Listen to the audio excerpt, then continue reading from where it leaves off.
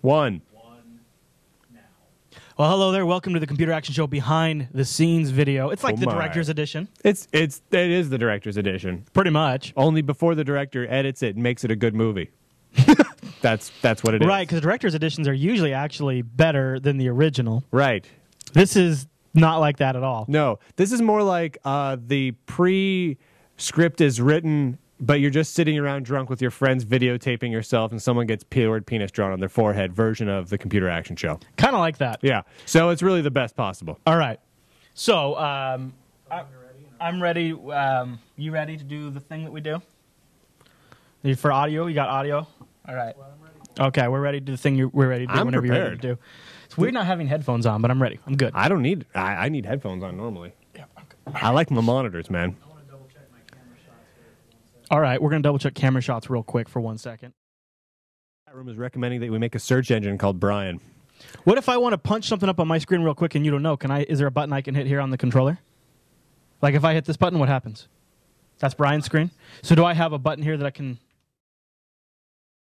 This button?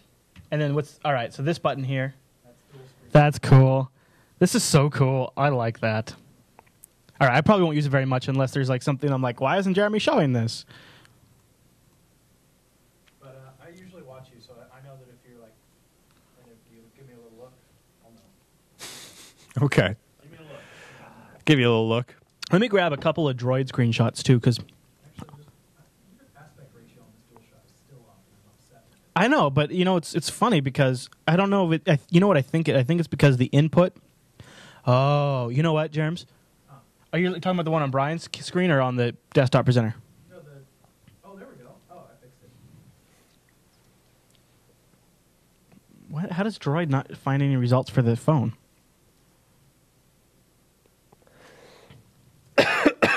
I like that the Droid's made by Motorola because I really want Motorola to make good cell phones because they're Motorola and they kind of got started in this whole area. All right, we got like 9 minutes till we call the dude. Wait, didn't work. Oh, well, okay. Oh, do we? Well, maybe we should just. Do we want to call him? You can do your intro. Do we want to call him marketing? Do you think it's worth it? Yeah, absolutely. Well, we could do. Yeah, we'll do the first segment and then we'll just record out of order. Okay. Then we're doing the audio recording in 3, 2, 1. And welcome to the Computer Action Show, Season 2, Episode 2. My name is Brian, believe it or not, and with me, as always, is Chris. Hey, Brian. Today in computer history, January 17th, 1996, the computer is used in the first discovery of new planets. The computer, did you say? That's what it says. The computer? Computer, actually, this is how the article's written. Computer is used in the discovery of new planets. Period. Are you joking with me? Dude, it's right there on the That's screen. like something you'd read of like a 1930 book about computer People watching in the video version, you can see it right now. Computer is used in the discovery of new planets. Paul Butler and Geoff Marcy announced Yeah. the American Astronomical Society that they had discovered two new Jeffrey planets Marcy. using an unconventional computer technique to analyze movement of stars. Right? Butler and Marcy let computers analyze the stereo something or other imagery and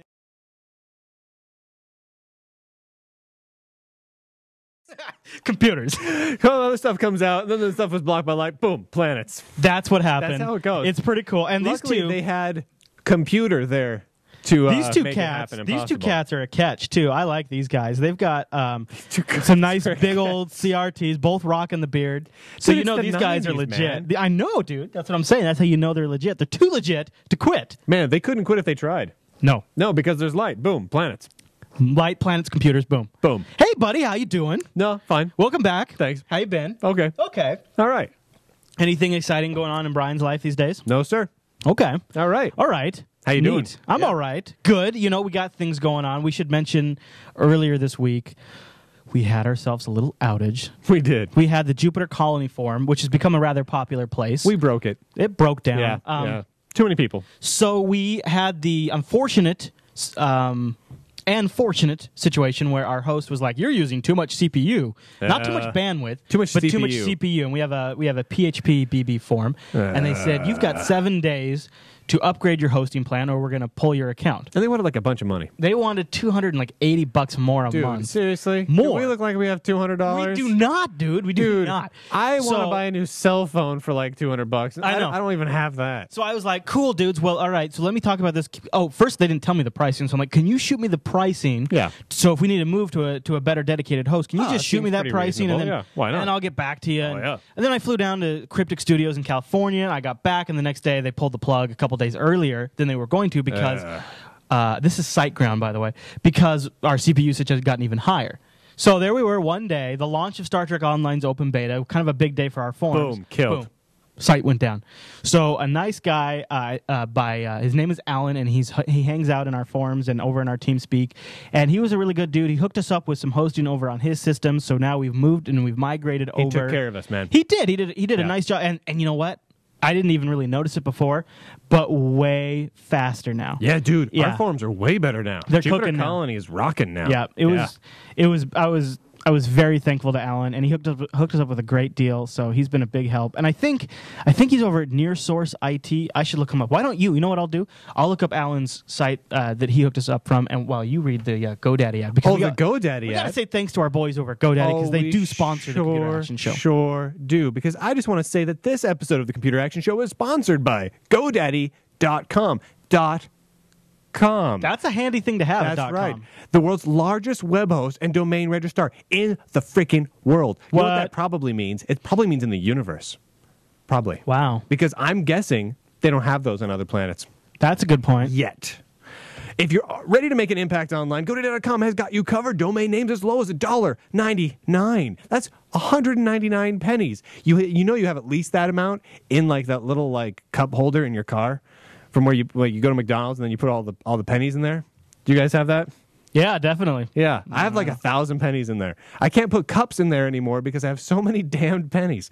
What was I talking about right now? Oh, yeah. Plus, world-class hosting with unlimited disk space and bandwidth, do-it-yourself website builders, dedicated servers, SSL certs, and so much more. Plus, as a listener of the Computer Action Show... Or a viewer, if you like video and have eyeballs, you can take 10% off any order at all just by typing in Linux. When you check out, it's a little coupon code, Linux, all uppercase. It's very fancy. And you can take 20% off of dedicated hosting with Linux 20 at the end. Very, very fancy. It's pretty cool. Actually, one thing I really like is in GoDaddy, if you set it up, they're like little like one click and you get a new application thing. Supports WordPress and Gallery 2, which are two things that I use all the time. And boom, out of the box, boom, set up. It's awesome. Well done, sir. Yeah, we've used them for a couple of different mirrors for our different servers and distributing the shows. We've sort of built our own content distribution network using different GoDaddy hosting. Friggin' A. Well done. All right, so Alan is watching the live stream, and he's in the chat room, so he hooked me up. And he said if you head over to serverbolt.com, that's his site where they're doing our hosting now for our Jupiter Colony forum. If I was Very an cool. awesome person, that's where I'd be going right now. See, this is what I get. I should have gone with GoDaddy from the get-go. SiteGround contacted me and said, hey, we love the show. We got a great deal for you.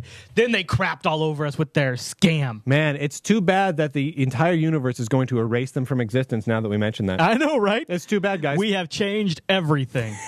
Yeah, we are like J.J. Abrams. You know what? For that we one reset. server. We reset We the reset whole it, thing. yeah. It's gone now. Hey, you know, Brian, I was thinking, we haven't done this for a little while. It just felt like the right thing to do. I think you know what's coming. Let's do the news. Nice. All right. But instead of doing the news, let's actually call a dude. Let's call the dude. Let's call the dude. Let's call a dude. Are you in Google? Yeah, do you need a phone number? Why don't you just go into Gmail and IM me that? Got it. Are you in? You are not. It says I'm not, but I am. Look. But we don't see each other on our things. You are not. But look, I can see other people on the thing. You know what I could do? I could Just email it to me. yeah, just email it to you. Ba ba ba ba ba ba ba ba. I'm gonna forward this to this guy. This is a guy that I'm emailing. Yes. There you go. You got it. I do not want it because. Or you could just look at it on my screen and, Hey, what do you type think? it. What do you think, It's Brian? right here. How do we do that? Do we just do the little book or the little review now, the whole thing with the call to him, or do we chop it all up in post? Your call. I don't know. However you like. I was going to record the review. I say we record the review separately, and then I'll just edit this in post. Okay. Okay, you're gonna need that unmuted, aren't you? Number 6. Yep. All right, everybody. We're gonna call James Gardner, who's the VP of Marketing. for Monitors Little. on, Brian. Oh, man, we sound good. Hey, Chris. It's good to see you again. Thanks, Chris. I've missed you. I know. Hello. What? Hello. No. Hello. No. Where's the email from Brian? I don't know. I emailed it to your Gmail account. Dude, what's going on with Gmail, huh? There it is. Yeah, it's just going real slow. God. This guy right here, this number? Yep, that's that number right there. What? It doesn't seem to be auto-pushing anymore. I need to Yeah, Gmail's getting a little jank. All right. Their own success has crushed them. All right, you want me to call him right now? Yeah, let's give him a call. Tell me when to start the auto-recording again.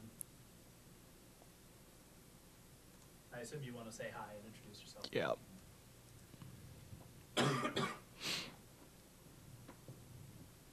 Chris is distorting a tad. What?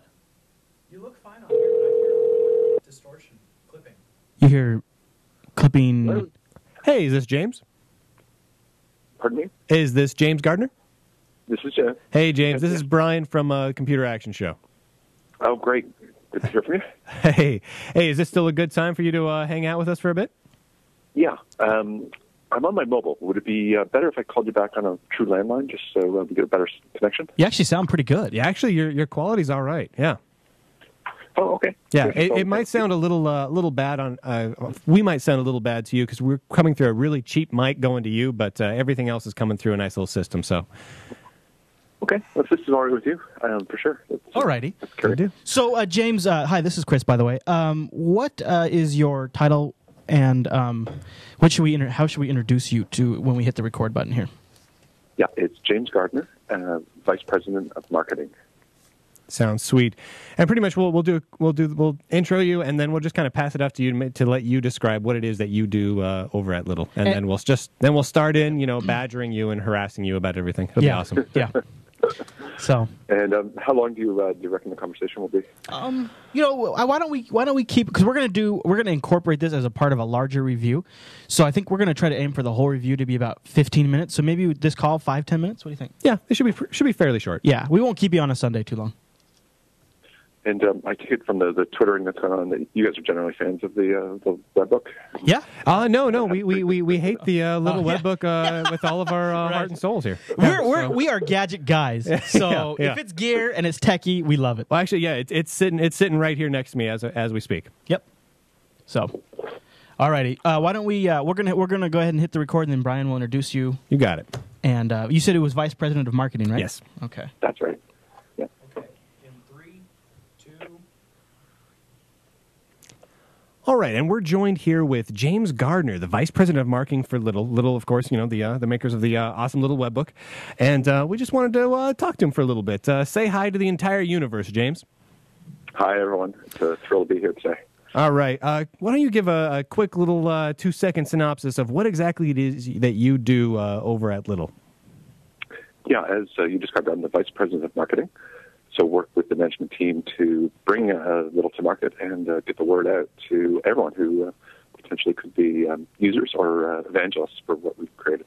Good deal. So, all right. So, I just want to kind of jump into this right off the bat because the Little is a very different thing. Mm-hmm.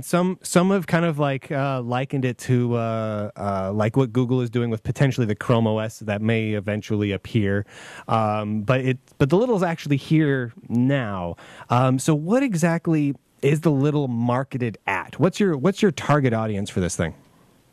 Yeah, the product definitely is available. We've been shipping since November of 2009 and gotten a great response, really in targeting people who want to enjoy the web, who do enjoy the web, as a matter of fact, and all the cool stuff that you can do on the web at home, whether it's social networking, enjoying digital photos, doing webmail, watching videos. As you all know, there's just a world of fun stuff that's available online. But our target, for various reasons, finds traditional computers to be challenging, to be overly complex, to be more expensive than they need to be. And that's really the sweet spot for us.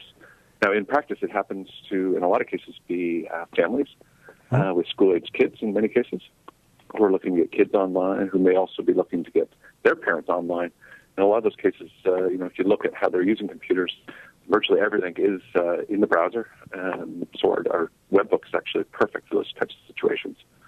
Now, the webbook's, it's kind of cool because it kind of, the screen flips over and it kind of folds into that easel mode. I love that. Which is kind of slick. Now, between that and the fact that I don't really think like the battery life is not necessarily like extremely high on the Litl. Do you guys view this more as like a netbook or more as like a desktop, like internet appliance in the home? Like, where do you see this really, like, do you see this fitting at all in the conventional niches that people currently are using, like netbook, webbook, tablet, et cetera, like that? Or is this a whole different thing for you? It is a little bit of a new thing. And absolutely, that drove us to this convention of calling it a webbook. Certainly, we are aware of tablets, we're aware of traditional desktops, traditional laptops, and yet we seem to cross a lot of those categories. So webbook for us kind of describes this notion of being online and being a device of and for the internet. And that's really where we've ended up having it classified in this kind of new category called webbooks, which, for people who enjoy the web but don't want the complexity and the overhead and all the effort that's required to maintain a traditional computer. Okay. Now the device is shipped, and you guys are continually updating the operating system that's underneath it. And of course, it's all based on Linux. I think it's a version of Ubuntu. Is that right? That is correct. Yes. Okay. Much like a cell phone or even a TiVo, there's Linux inside it. Although, as you've experienced, we put a lot of work into creating a user interface layer that sits on top of that Linux kernel. Mm-hmm. And really, I think is one of the most differentiated aspects of the experience is just how fun it is to use and how simple it is to use. And how fast it turns on. It's a very fast boot. Sometimes when you think of a Linux desktop, you think of sometimes a lengthy boot. I mean, the boot up process is maybe almost 15-second boots. I don't know exactly. I haven't seen it many times, but it seems to be really responsive. Yeah. Yeah, it's pretty quick, although in practice, again, as you mentioned, it's intended to be always on, possibly in that Ezel mode when you're not actively leaning forward, working with the keyboard and the screen. So battery life and boot up time, frankly, although they I think are quite strong, they weren't design priorities for our team. Okay. They were more outcomes of the design process as opposed to full-on priorities. Because as I've experienced in my home and with the consumers that we're working with, they really enjoy this aspect of having a computer that behaves and works like a traditional computer, where you can use the screen and the keyboard and the trackpad and go online and visit websites, do all your favorite web activities. But then there's a full different mode, as you described, when the screen pivots back around the hinge and allows the screen to be exposed as a web TV, and as a digital photo frame, as a platform for widgets, and create a really, really different, fun experience for consumers. James, I noticed this has an HDMI out port. Could you speak to a little bit about kind of the thought process of being able to hook it up to the TV? Is that for photo viewing, or what kind of usage scenarios do you see with that? Yeah, absolutely. Certainly, you've already landed on the screen itself, which, given that it has this Ezel mode, we wanted the screen, first and foremost, to be visible from throughout a room. Whether mom's at the sink, the dishwasher, or dad's over prepping lunches in the kitchen. We wanted everyone to be able to enjoy Hulu videos or digital photos from Flickr or Shutterfly. Right. So the screen itself has an exceptional viewing range, which I wanted to give a shout-out to. It's very, very different from a traditional laptop computer, which is visible strictly when you're in front of it. Ours is a 178-degree viewing angle range, which quite remarkable, quite cool when you experience it. Yeah, it is. It is one of the best screens I've seen especially on a device this size. It's more akin to like what you'd see in like an LCD TV. That's right. Yeah, it's very bright, but also very viewable from different angles. So that kind of drove kind of a bit of a social experience of enjoying photos from throughout a room. Yeah. And that kind of drove us towards HDMI as kind of a natural supplement. Most families, if they've upgraded their TV in the last few years, they now have an HDMI input, and it's probably the largest screen in the home. It certainly has a comfortable couch in front of it and probably a good audio system. So the experience of watching web videos, I think, can be quite tremendous, but also digital photos. And that is how a lot of people use it, quite frankly, is taking photos, whether it's from Flickr or from Shutterfly or some of the other online services, to a completely different scale. And it's quite a fun experience. It does make for a fairly awesome photo frame. It really does. Yeah, yeah. So now one other thing that actually caught my attention and just, to be fair, confused the dickens out of me. It's got a webcam in it. It does indeed. But there's no way to use the webcam currently that I can see. Yeah, no, you landed earlier on how we're able to upgrade the software and the operating system remotely. Mm-hmm. Oftentimes that's security patches and upgrades, but the photo cam and the microphone would be an example of something that in 2010 you'll see a lot more functionality emerging for. Now, it certainly works today, but it's pretty limited. Now, I have to ask. So, obviously, I'm guessing since there is the hardware already there, fuller support for like the webcams probably coming down the line and in your guys' roadmap. Are there any timelines on that, or are there any additional features at this point that you can talk about that might be coming down the line? I can't get into specifics because I'll get in trouble with my developer team. Dependencies on a lot of things. I'll tell you what, just send them to me and I'll take care of it. I can point to something that we've started talking about, which is a software developer kit. Mm-hmm. Which will be emerging probably in the next few months. As you've experienced with the Litl, we have this concept of channels where we are able to transform web content and bring it to people in a traditional browser view, of course, but transform it into something that's useful, whether it's on a TV screen or from across the room in an ambient mode. Yeah. And there's a world of developers with Flash skills who are anxious to start transforming content from various sources, building apps that could be quite useful. So is the goal for Is the goal for the SDK then more towards like web and Flex developers and Flash developers, kind of what it already is? Currently, the channels are very, it's all web centric content. Are there any goals to make the SDK more native apps, or are you guys going to stick to the web and Flash sort of channel idea? I think more the latter. Okay. I think it will involve Flash in many cases and the transformation of interesting web content. Cool. And we certainly piloted a few of those just to show proof of concept. We've experienced the Facebook channel, which is a lot of fun. I think we've got a really fun egg timer for the kitchen, and you'll see more things like that. You'll see more coming from us in the next few weeks and months. But I really like the idea of this going in the kitchen as like a recipe assistant and things like that. That's kind of where with that Ezel mode where you can prop it up on the counter, it's kind of a cool use for that. And you have Google built in, or web access built in, so you could Google something right there in the kitchen. You said Google built in. Absolutely. We really love the idea of living in non-traditional parts of the home, where it would be great to have a always-on, always accessible web experience. Whether it's looking at the weather, checking school closings, staying current with the news, but then also having that Ezel mode to provide an entertainment platform in many cases, or a digital photo platform, whether it's in the kitchen, the bedroom, the living room. Anywhere where you want to supplement, the other computers in the home with a 100% web experience. Okay. It's quite interesting for people.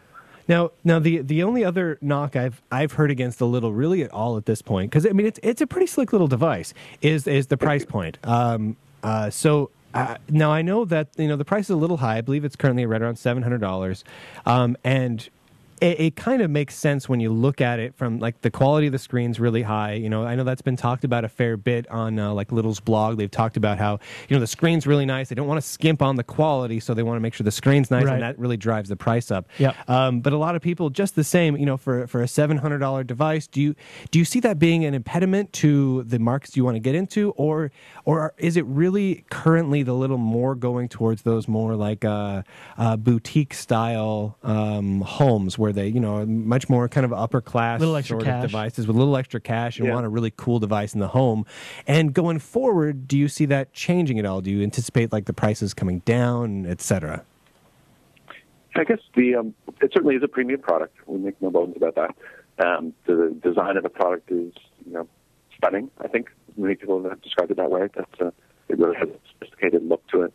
Certainly the screen is a fairly significant cost driver, but again, we didn't want to skimp on that experience because it's essential to how the device is actually used. But I would also call out a couple things that I think improve the value equation in many ways. One is just the absolute lack of a need to ever do software upgrades or even to buy software. Sure. Or to ever do patches or really any maintenance. So for the life of the device, there's no subscription fee or incremental charges. Yep. Really, it is a one-time cost, and you're not signing up for a world of virus protection or even hard drive backups.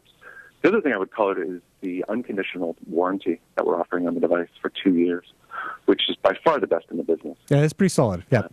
Yeah, for 2 years, you can return the device to us, no questions asked, and have your money. So we really put ourselves out there that we think the engineering and the mechanics of the device are first class, and that people are going to have a really, really awesome experience once it's in their home.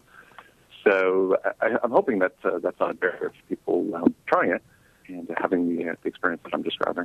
Okay. Now, if people are interested in the Litl, I'm going to go on a limb. You guys aren't planning to unveil Litl 2 shortly hereafter? It's not like Kindle 2's out, and so everyone wants to wait for the Kindle 2. It's not, the Little's going to stay the Litl for a while, I'm guessing.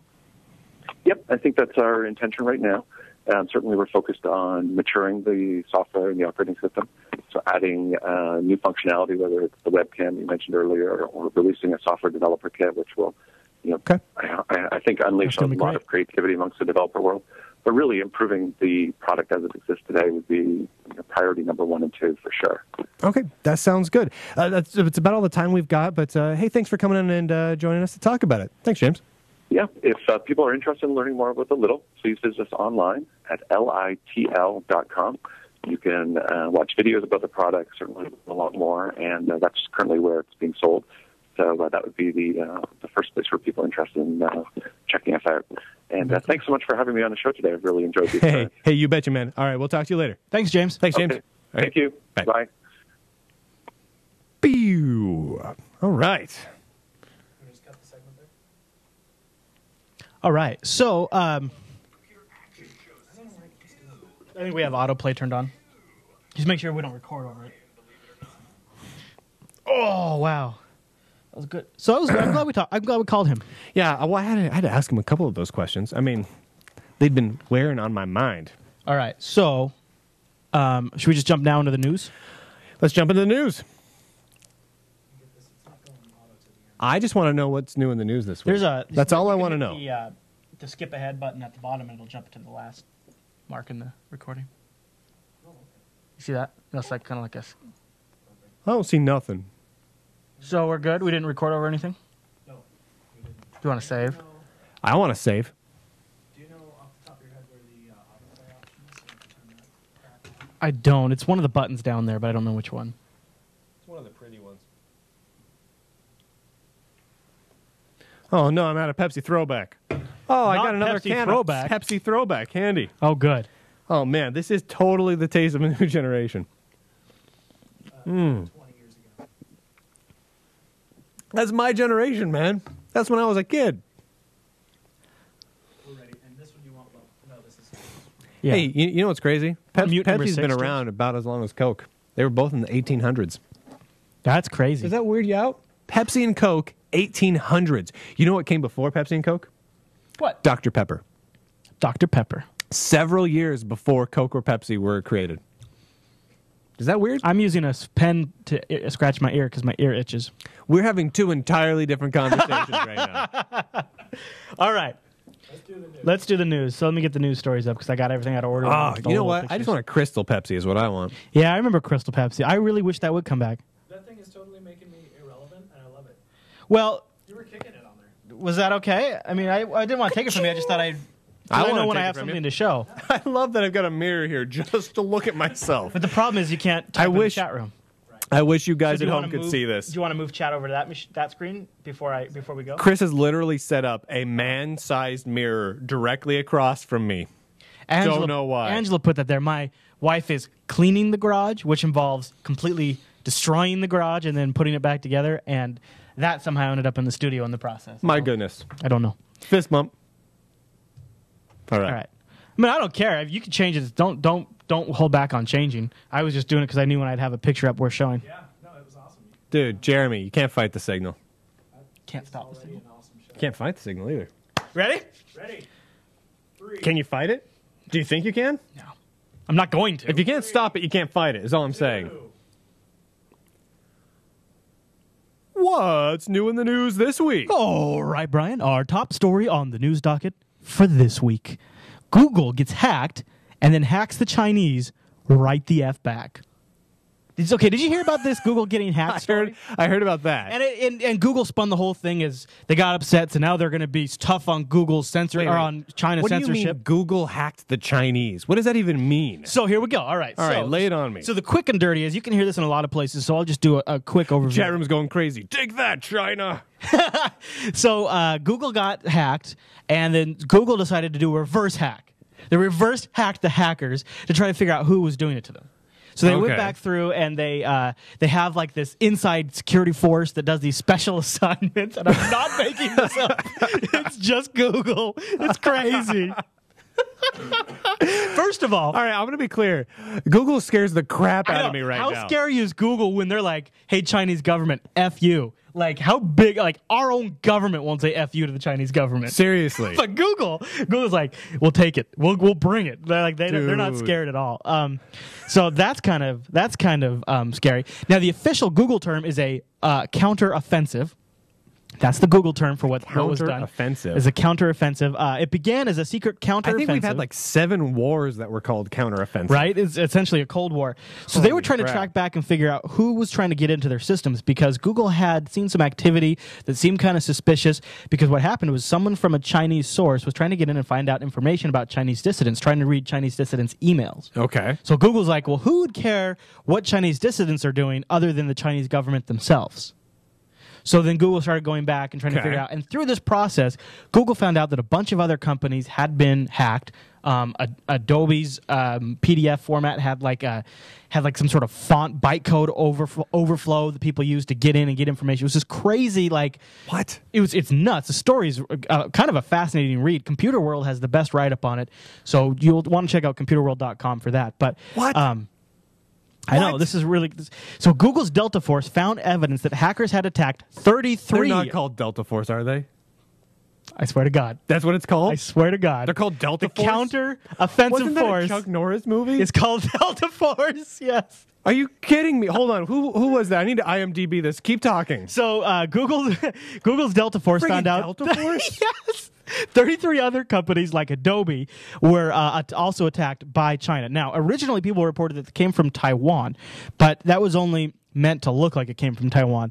More important to the point, much of the evidence, including the sophistication of the attacks, which are supposedly extremely sophisticated, like obviously well trained professionals, strongly suggest an operation run by the Chinese government agencies, or at least Delta Force, 1986, starring Chuck Norris and come on, and Joey Bishop. So could you imagine, like, you're at a party and somebody's like, so what do you do for a living? Oh, I work at Google. Oh yeah, what do you do at Google? I'm on the Delta Force. Come on, that's awesome. Are you kidding? I want to say I'm on the Delta Force. So these Chinese government agencies now. Hey, just so you know, the next thing that's going to happen is going to be in South America because Delta Force 2 is the Colombian connection, yeah, right? So it's just valid information for everyone. It doesn't now. They can't directly point a finger at the Chinese government. What is kind of why not? What is suspected is the Chinese government went through a private contractor, a private party contracting company to do the work on behest of the Chinese government. Okay, so can they prove it? No, but but basically it just seems easy to prove. Now Google is working with the Obama administration, who's now talking with the Chinese government to put the smackdown on what's going on. What? And I guess this has been going on for a long time. Like, a bunch of other companies have been under attack by these people trying to get information on behest of the Chinese government. How crazy is this? There's like this entire internet Cold War going on. All right, I'm just going to point something out here.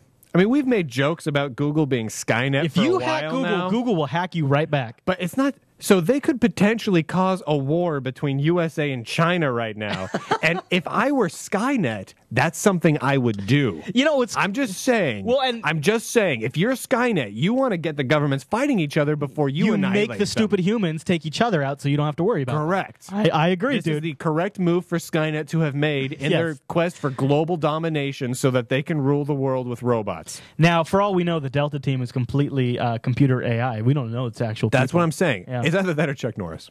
It could be Chuck Norris.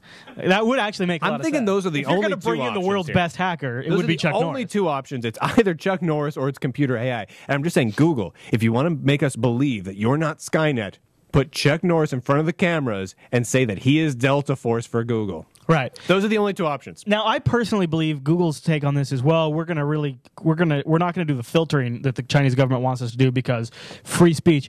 I think what this really is Google's spin on, we got hacked, guys, and we got stuff leaked out, but look what we're doing over here. We're doing this over here. Don't look at the hack. Don't look at us getting hacked. Look at this over here.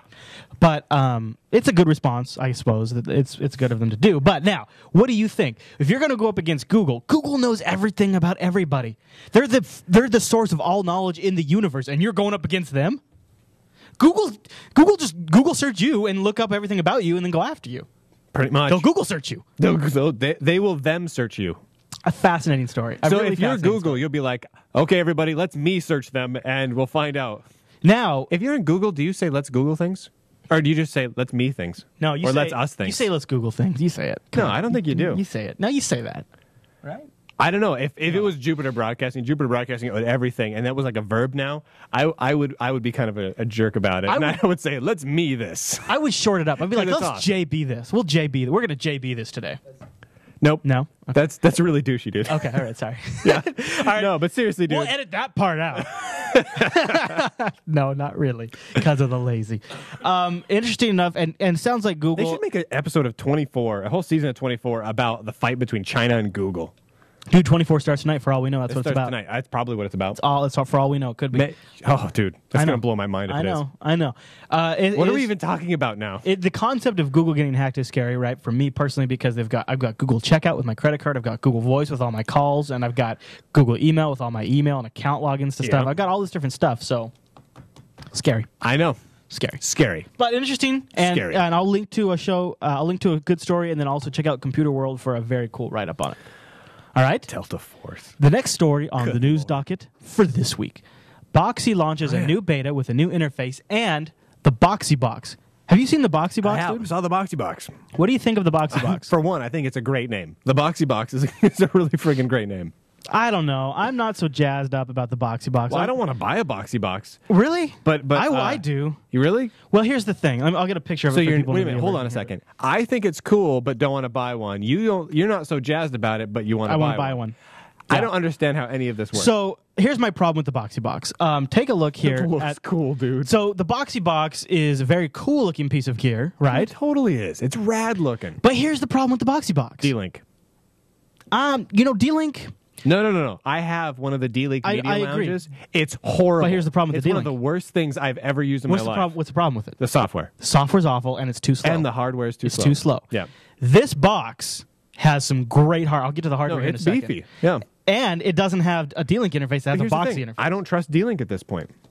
D-Link to me is like, I don't know, they're like the e-machines of But they're just like the manufacturer, dude. Because it's... But the quality of the media lounge that I was playing with was bad. But this is Boxee software. That's true. So for those of you who don't know, Boxee is based off of Xbox Media Center, or XBMC, and it's been taken and it's been completely integrated with like different social networks. And that sounds like stupid, but it actually is kind of cool. You can have followers and friends, and they can recommend TV shows, and you can thumbs up a TV show, and it'll say, "Hey, Chris LAS recommended you watch Star Trek Season 2, Episode 3." And he would. Just that one, repeatedly. Right. Now, if you're watching the video version, I'll give you Which episode is that, Chris? I don't know. Aww, nerd fail. And I know. Here, I'll talk about the box itself. It's a neat looking box. It's very classy, and the Boxee logo glows a very cool green. You got to give it that. That's neat. Yeah, it's cool. They've got a very, very, very awesome remote control. Check this remote control out. It's this is two-sided remote control. Yep. It's got just a couple of buttons on the top side. And then a you keyboard. flip the sucker over, and it's got a QWERTY keyboard on the bottom. Yep. So that is awesome. It's way awesome. That's the coolest thing I've ever seen. Off the charts cool. For a remote control, coolest thing, because very cool. You know, this Boxee brings in Hulu and YouTube, and you want to be able to search for stuff, and it does RSS feeds for podcasts, and you got to type. And those on-screen keyboards are such a pain in the butt. Yep. But you don't want to have a full keyboard just to watch TV. Nope.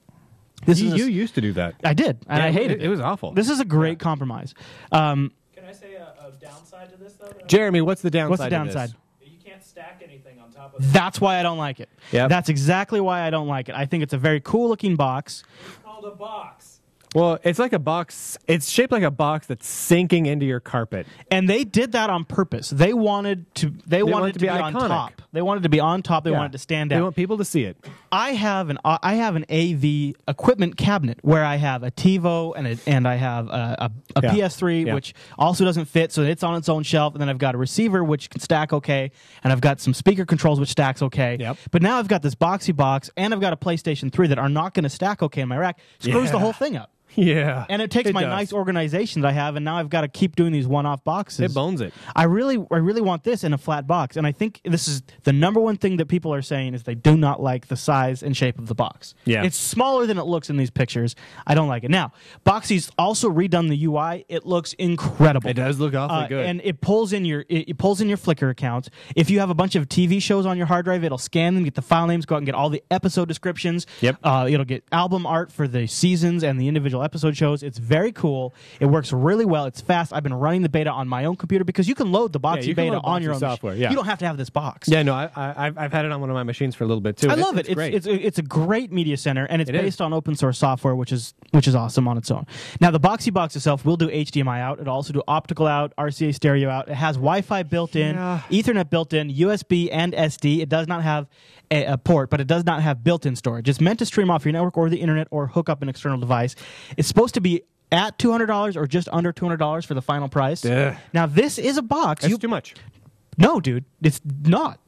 But dude, This replaces your TV, your cable TV service, because it integrates in Hulu, it integrates in RSS feeds, it integrates network streaming in. Plus, it goes out and gets all the episode descriptions. You do not need TV service with this. But you already have a lot of that functionality. Like no, you Netflix don't. streaming and everything else is already available on your PS3, on your Xbox 360. But but if you want to watch Hulu, you got to go turn off the PlayStation 3 and you got to go turn on a different device. Yeah, but And honestly, if you want to download something off the internet and watch it, or Hulu? if you've backed up your Really? own DVDs, but see, Hulu, like episodes will come onto Hulu and they'll be up there for a few weeks and then they're gone. Yeah. And so you're not with Hulu, you're not going to watch them the same day they come out. Yeah. You're not going to get them in HD quality. It's true. You're not. You're going to get low quality. You're true. going to get lower than standard that's definition important. quality. That's important to you and I. But there's so many people out there listening. But so that, why? But why would you get it then? Why on earth? because it can stream 720p MKVs from my network. It can actually do 1080p MKVs. Yeah, but I'm just like, but if you've Just saying. already got an Xbox 360 and a PS3, But to play and MKVs on an everything Xbox else, 360 or a PlayStation 3, I have to convert so them don't to a different play an format. MKV. I'm just saying. But dude, everything it looks better in those MKVs. I I mean, mean, MKV is a nice file format. Blu-rays but- look good. I'm just saying they but look that's- good. But that's only going to be important for people ripping this thing will stealing play TV for the this most thing will part. play this thing will play DivX, H.264, Flash just- 10. It'll do Flash 10. It integrates in Twitter, Flickr, all this stuff. Pandora Radio. It's everything that all the different It's cool. systems can do now I'm not in gonna one say box. The Boxee software is great, nonstop great. So would I you love it. get on board with a Boxee software on a Media Center PC hooked up to your TV, and not go the box? Now this has like an NVIDIA video Yeah, no, chipset. It has cool. a nice It's CPU. Cool. The thing is, if you have a set top box, 500 milliwatts. That's that is all pretty it cool. draws. That is pretty cool. But again, so it doesn't stack well. Right. At $200, I'm like, you know what? I can just go buy an Xbox 360. I don't know. It's like, well, But this can play so much more than the Xbox 360. yeah, can. but does it really change that much? Like, does it really change the way you're going to interact with stuff over what you can do with like a standard video game console? It just doesn't Yes. seem to me like it really does. Well, okay, so you got to play It more with looks Boxee, way because cool. if you play more with Boxee, I think that I would answer your I've own used question. Boxee a lot, and I love it. It's just that I don't. No, it's like the keyboard stuff. I've got all that in an Xbox 360. Yeah, you do. I've got a thumb keyboard. I Yep. got Twitter and Facebook and everything else. But- I've got Hulu support on an Xbox 360. I've got. There's no Hulu on the Xbox Yes, 360. there is. No. You just have to have desktop software. Oh, come on. It works. Dude, that's complicated.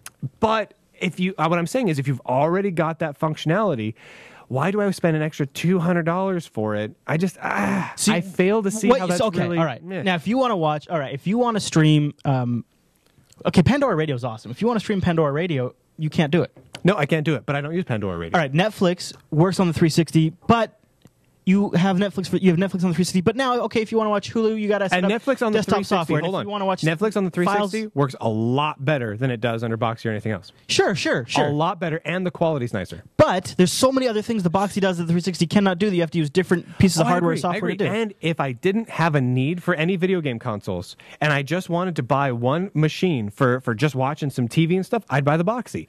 But I don't know. See, I think I have all these video game consoles that do 90% of what I want the Boxee for. Why on earth would I buy? I don't think. Boxee I for think the it's other more like they do 10%? 50%. 50%? What else are you going to need to do with the Boxee? I mean, that you can't do with the other devices. Well, okay. Now it seems cheap, but it actually is really cool. You have the full social integration. yeah, which but is I've already actually- got all that. It's like I've already got all of that. I can't flag a show for Brian and say, Brian, you got to check the show out on any video game console. No, that's true, but And what Boxee will do is if you don't have it in your personal have library, you done that yet? Yeah. I have a few listeners and viewers that I have friended, and what Boxee is smart enough to know that Boxee is smart enough to know that if I recommend Star Trek Season 2 Episode 1 for Brian and you don't have it in your home library, it knows if it's on Hulu, it knows if it's on So CBS. wait. Oh, it does CBS.com No, wait, too. hold on. It'll Let's come automatically back. link it up for you. Come back for a second. Come back for a second. So you don't have to do anything. I just say Chris recommends you watch this, and it's right there already linked You up keep for you. walking down that path. Come back for a second. All right. So are you telling me that you just watched a really cool sci-fi show? I know. And there's no way that you are going to talk to me about it or talk to anyone on the internet about it or say anything about it, and the only mechanism No. that you have available is to click a thing on Boxee. Think That's of it the this only way. No, what I'm saying is, even if you click recommend, you're still going to end up talking to me about it. Yes. You're still going to Twitter But now about you it. don't have to go You're find still- it. You're going to record a video all podcast. you have to do is you just sit down, lazy Brian sits down on the couch with the if remote it's and on clicks Hulu. go. Or on CBS.com, or on YouTube, or on Netflix. It knows what's on the different sites and automatically can link it depending on what service it is. The service it's on is no longer Does it important to you. It does it- aggregates all the Does different it sources integrate online. so that I, in America, can watch stuff from the BBC? I don't know. I've never tried that. Because if it doesn't, I don't care. And by the way, it can't. So go ahead and answer that question. All right, but the same would be the same if you were in the BBC. You wouldn't be able to watch Hulu. No, I'm just saying it's not as. But the 360 useful. can't do that either, or the PlayStation 3. I mean, that is a limitation of the BBC. It's a not limitation of the BBC. Yeah. This is what I'm saying. It's the functionality is just not really there to wow me. I think- I'm still gonna. Jeremy, I think you take. Jeremy's sitting back here. I'm gonna ask this. I'm gonna throw this over the wall, right, go ahead. over the fourth Go ahead. wall to Jeremy here. I just watched a new episode of Doctor Who. I thought it was badass, and let's assume that neither you nor Chris have ever watched it before. If I thought it was awesome, which way would actually get you to watch it? A, I click a button on Boxee so it says Brian likes show, or But if- B, hold on, or B, I call you and I'm like, dude. But if Jeremy could sit down at his TV and literally hit one button on his remote and watch it immediately, that's easier. He's going to watch it. Let me answer it this way. Answer it that way. I saw you already say that on Twitter. How am I going to go find the episode now? Right. But What do you mean? If it was integrated some way, I mean, Doctor Who's a bad example. Yeah. It's on It's on the BBC, yeah, but still. Better off Ted. Better off Ted or Lost. Yeah. Then if you said that, I wouldn't have to go look through the internet. I- I could turn on my Right. Boxee and click a button. You would Am have I- it right am there I immediately. outvoted here? Well, and here's the other thing is they're Damn. going to be adding spots in the show, so you can mark a spot. Mark it for Brian. Brian, you've got to check out 6 minutes and 13 seconds in to Better Off Ted. It is so funny. And then you can hit that and go, just see that one clip. And it's really cool to aggregate all the different content across all the different show networks and all the different places to get it into one spot. And then to also tie in all of your podcasts in one spot, all of your videos, your music, and then also be able to stream all the content off your network. It's very nice. But I would give you the box. I don't see I'm necessarily not- a point to the I'm box. not buying it. I'll just put it on a PC. I'm not buying it. I think Boxee as a software is incredibly cool, and honestly, more power to people if this was like if you had like a den and you had nothing else in that den and you needed to throw a machine on there to watch some stuff. Great Sure. option. All right. but for All your right. main TV, come on, you've already Here's another got thing. like 7 Here's set here's tops another of nice various thing. types If you're- plugged in. How many HDMI ports does your TV have? More and more common, people are not watching TV off of the cable network, but they're watching it online. And say there's a show that 24 starts tonight. 24 will be available tomorrow on Hulu. But if you don't have cable TV, your only option is to go download it. That's true. But Boxee will say, oh, you know what? 24 is one of Chris's My Shows on his My Show list. It'll automatically, when it's posted to Hulu, it'll automatically bookmark it and save it. So next time I go to My Shows area, there's the new Now, episode of Netflix 24 is does the same already thing. there. Yeah, but dude, you got Netflix requires a different program. It's all in one thing. No. Once you like if you're watching Heroes, you say I want to watch Heroes, and as new episodes become available, you can just watch it. You don't have to do anything else. But Boxee can take advantage of that, or if it's something on Hulu, Boxee will take advantage of there. Except the quality's not quite as good for the video quality on Netflix. You know, and that's important to me. So then download the MKV or the AVI and watch it on the Boxee. Or watch it on cable, right? But if the wife rolls up and she just wants to watch a TV show really quick, she has she can watch. It subscribes to where it gets posted online like an RSS feed, and automatically shows up in your My Programs area, and you just go there and it automatically posts when a new one's available, and it streams it immediately for you. I'm not saying Boxee sucks. I'm just saying I'm just not interested. I've already got tons of devices that do most of this stuff. They now have and I really genuinely don't care if I watch a show. If I thought something was cool, I'm going to talk to people about it because I like having conversations with human beings. But now you could have I'd be like, hey Brian, you remember I was telling you about that Star Trek episode? It's really cool. I sent you a recommendation on Boxee, and you'd be like, oh, cool, and you just sit down and you hit play and you watch it. No, you don't sit down and just hit play and you watch it. You sit down, you navigate about 4 menus deep, and you find the recommendation, and it's about as hard as just going in and finding it. It's like one menu. You have your social area and you have your recommendations. It's like right there. It's not that bad. And now they have built-in acceleration for DivX and H.264, even all the way up to full HD. I do like that. That's pretty cool. That's very cool. Which is cool. That's cool. But Boxee Box. We'll just have to agree that Brian's right on this one and move on. All right, sure, all right. Okay, so the next story on the news docket for this week, Firefox 3.7. Now, I'm not saying that if we got a review unit in the mail that I wouldn't enjoy using it. A fair shake. You would get a fair shake. I would give it a fair shake. Boxee and D-Link. Maybe this is an opportunity to change Brian's mind. If you can change this guy's mind, then he could use the Boxee Box. So, okay, next story on the news docket for this week, Firefox 3.7 is dropped from Mozilla's development plan. Insert dun dun dun. Insert did I know that they had it eventually. So 3.6 is coming up, and they were going to go to 3.7, and they said, you know what? We're scrapping our traditional release cycle with 3.7, and instead we're going to do little, tiny, small, incremental updates, kind of Chrome style. They kind of been watching what Google did with Chrome, and that update in the background kind of system and stuff like that. Now, there's no word if they're going to go to a full, invisible updating, but they're just going to do smaller parts. So you're going to have incremental features added to Firefox now instead of these major update releases. That's fine, I guess. And then so they're going to get 3.6 out, and then after 3.6, you're going to have incremental updates until 4.0 hits. When 4.0 hits, it's supposed to be their new process isolation system. So it'll be more like Chrome. Yeah. I'm really surprised. Chrome has been out as long as it has now. I mean, are we almost on 2 years now for Chrome, at least for Windows? That's over a year. I know that much. And it's... I'm just surprised that Firefox is still not process farting isolation. around with this. Yeah, so the new project codename will be Laurentiis, and it's going to include what they call their electrolysis process. Electrolysis process is a way of them... of removing hair with lasers off the human body. Exactly. Each tab, its own process, sans hair. Is that really what it's called? Electrolysis process. Oh, you're kidding me. All right, that's it. Firefox just jumped the shark. It's done. That's Here we go. Electrolysis. The Mozilla platform will use separate processes to display the browser UI, web content, and plugins. The working name for the project is Electrolysis. Really? I'm telling you, dude. So for people who want to remove the hair from their legs permanently, here's Mozilla's answer. Exactly. Fantastic. Let's move on. So that's interesting for those of you out there still using Firefox. Sad nowadays. I know. I want to be behind Firefox so bad. Like Firefox and Thunderbird were like my default most used applications for years. I know. They're rolling with me all the time. They're in my entourage. But lately, it's like now they just got dumb. They need to fix it. All right. Let's move on. Let's move on. Let's move on. It's an interesting quick story I thought I'd mention. Philips, turns out, still selling MP3 players. Philips is to bundle Songbird with its music players. Wait, they have MP3 players? I guess so. And they're called Go Gear devices, and they're gonna ship with I didn't know that. This is gonna be kind of an interesting thing to watch, but they're gonna ship with a branded Songbird. Oh, that's kind of cool. Not the actual Songbird from songbird.org. But like a modified Songbird. A modified one with like a device central location for syncing. That's not bad.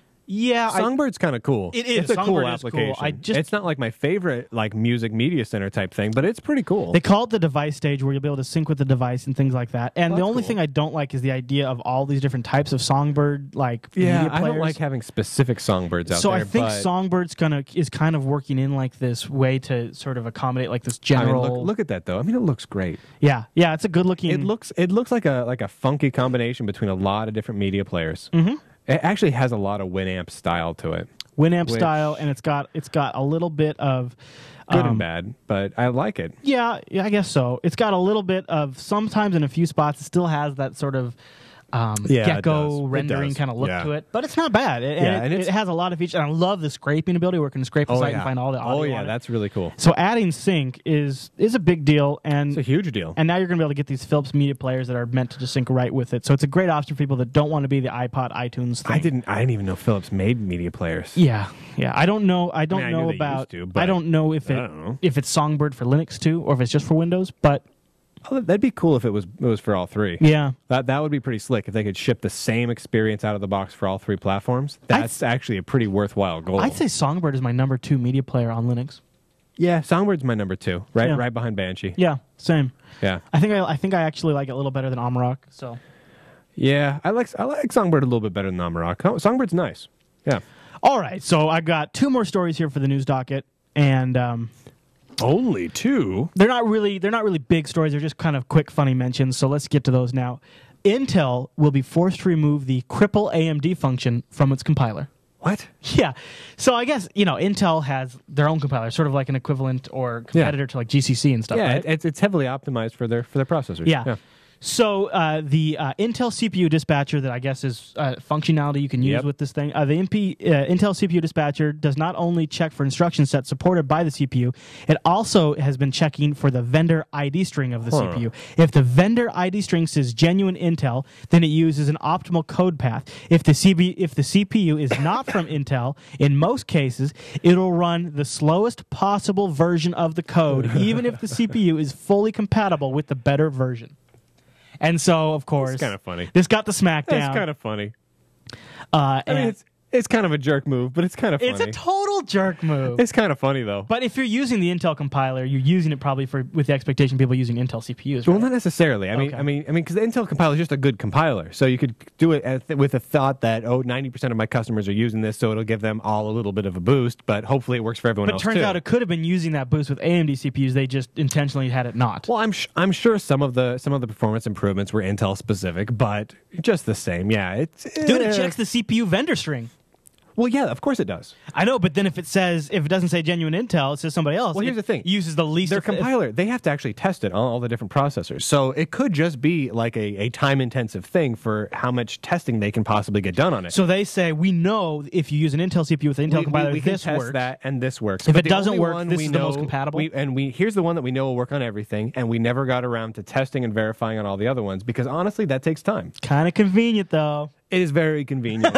And obviously, they probably did it on purpose. But just the same, it probably would have cost them significant amounts of money to make it fully support the AMD processors. Well, this is Intel, and there's how many active processors at any given time does AMD have? What Intel should really do is make a deal with AMD where if AMD wants to pay for the development and QA time, they will create a license for them where AMD can come into their labs and make it work right. That's a great idea. Yeah.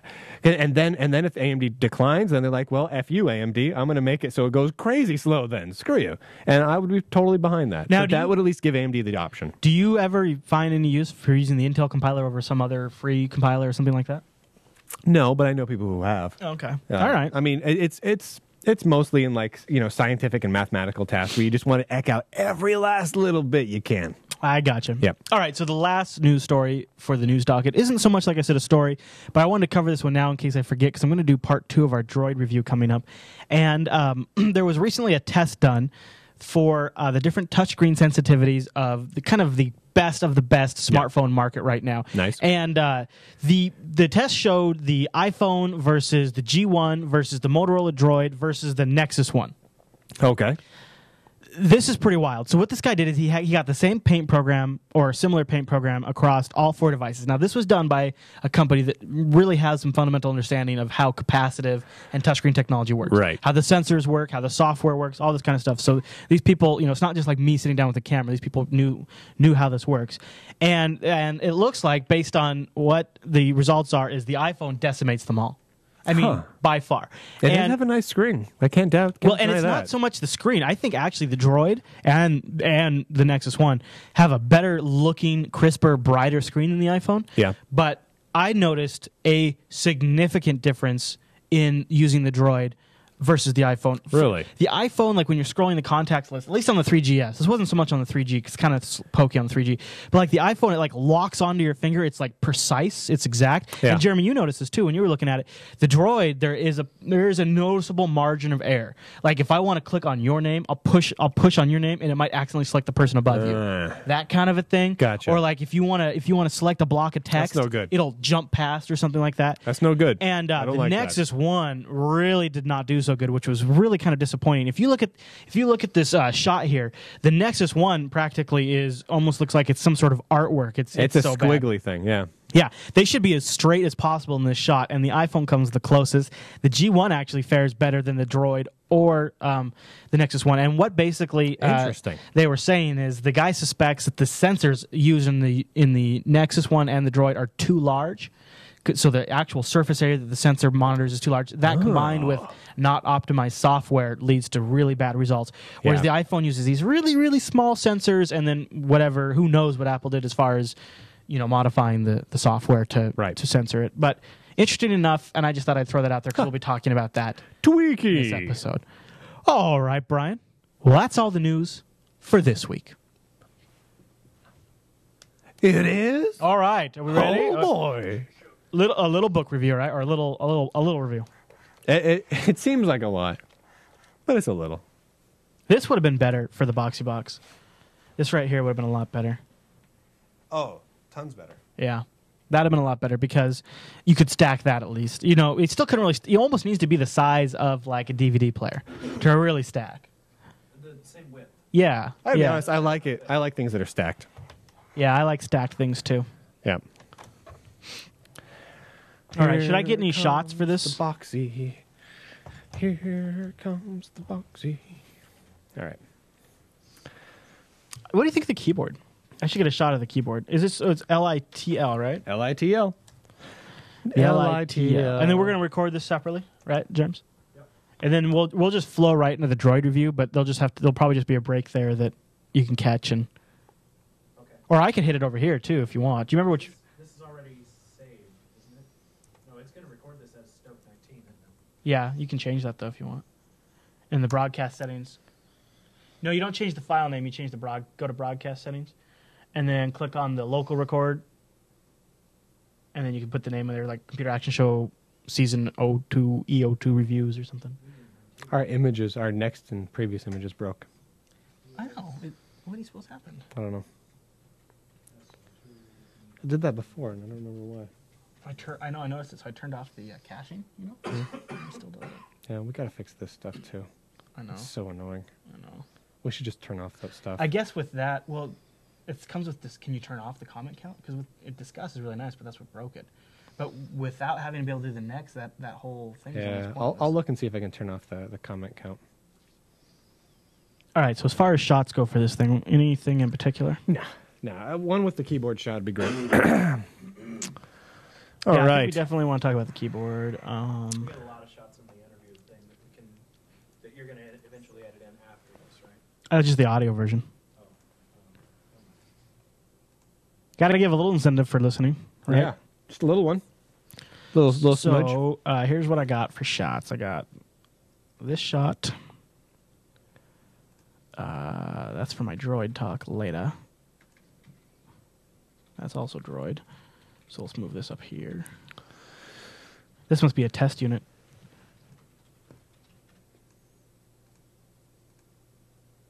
And these are Droid, right? Okay. These are all... Yeah, I'm ready to rock and roll. All right, everybody. Here we go. We're going to kick off a review of the Litl.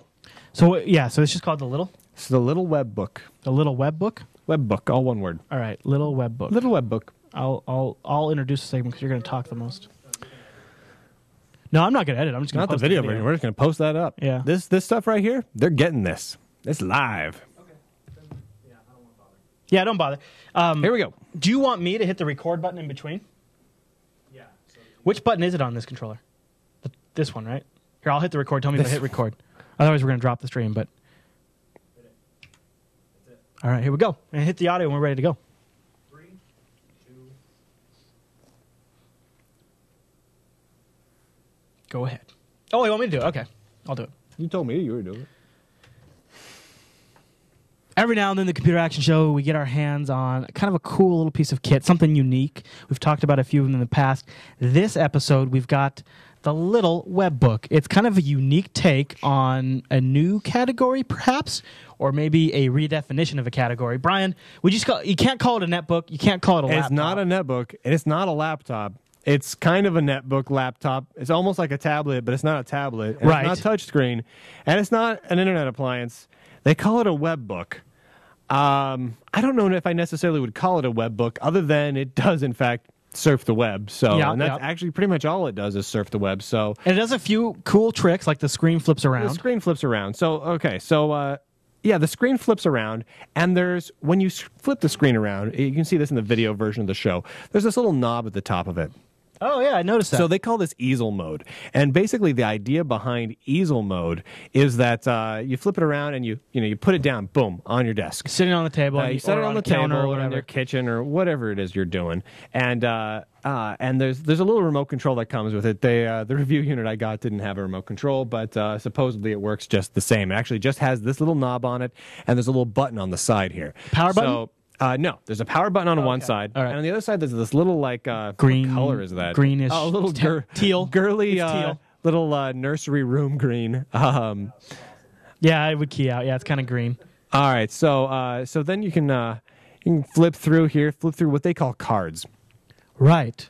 So the And cards. this is a card scroller here at the top. It's a card scroller here, yeah. So you can just flip through it, and Oh, that's cool. yeah, so you can flip. You get through different it kind of all. like widget-like things. You get little widgets. So basically, this thing just surfs the web, plus has a couple of Flash-based widgets that are, Flash-based widgets, like a little clock, an egg timer, that sort of thing. So here's a view. See if you at home can see any of this. So here's the zoomed-out view. So it's a web browser, Yeah. but has no bookmarks at all. It has instead you make a card for a page. You make a card. Okay. So like right now I'm on this timer card, right? So it's the alarm clock right there. There's a little button on here that literally is a little button. There's no Right. The keyboard's a little different. See if You you, want me can to- bring up a good shot of that Shot of so the people keyboard can here. see it there. All right. It looks, dare I say, a little Fisher Pricey. Yeah, it does look a little. It's. I think the intent is to be non-intimidating. Yeah. And it looks like they're well spaced out. So if you're not super comfortable with typing, Yeah. they're and they got a decent click to them. It actually, so I spent a fair bit of time working and typing on this, and it's a very good keyboard, actually. Yeah? All right. It feels very, very nice. The only downside with it is the Control and Alt keys are spaced a little differently than you'd expect, and right next to them is this big, giant Little button. green button that just says little. And you hit it, and that's your zoom in, zoom out button. Of the card screen. Yeah, where all here, the let cards me see are if listed. on the video you can see this here. So let me go to Jupiter Broadcasting's page here. So here we go. Here's the web browser view of JupiterBroadcasting.com. Full screen. So I'm full screen on it. There's no windows at all.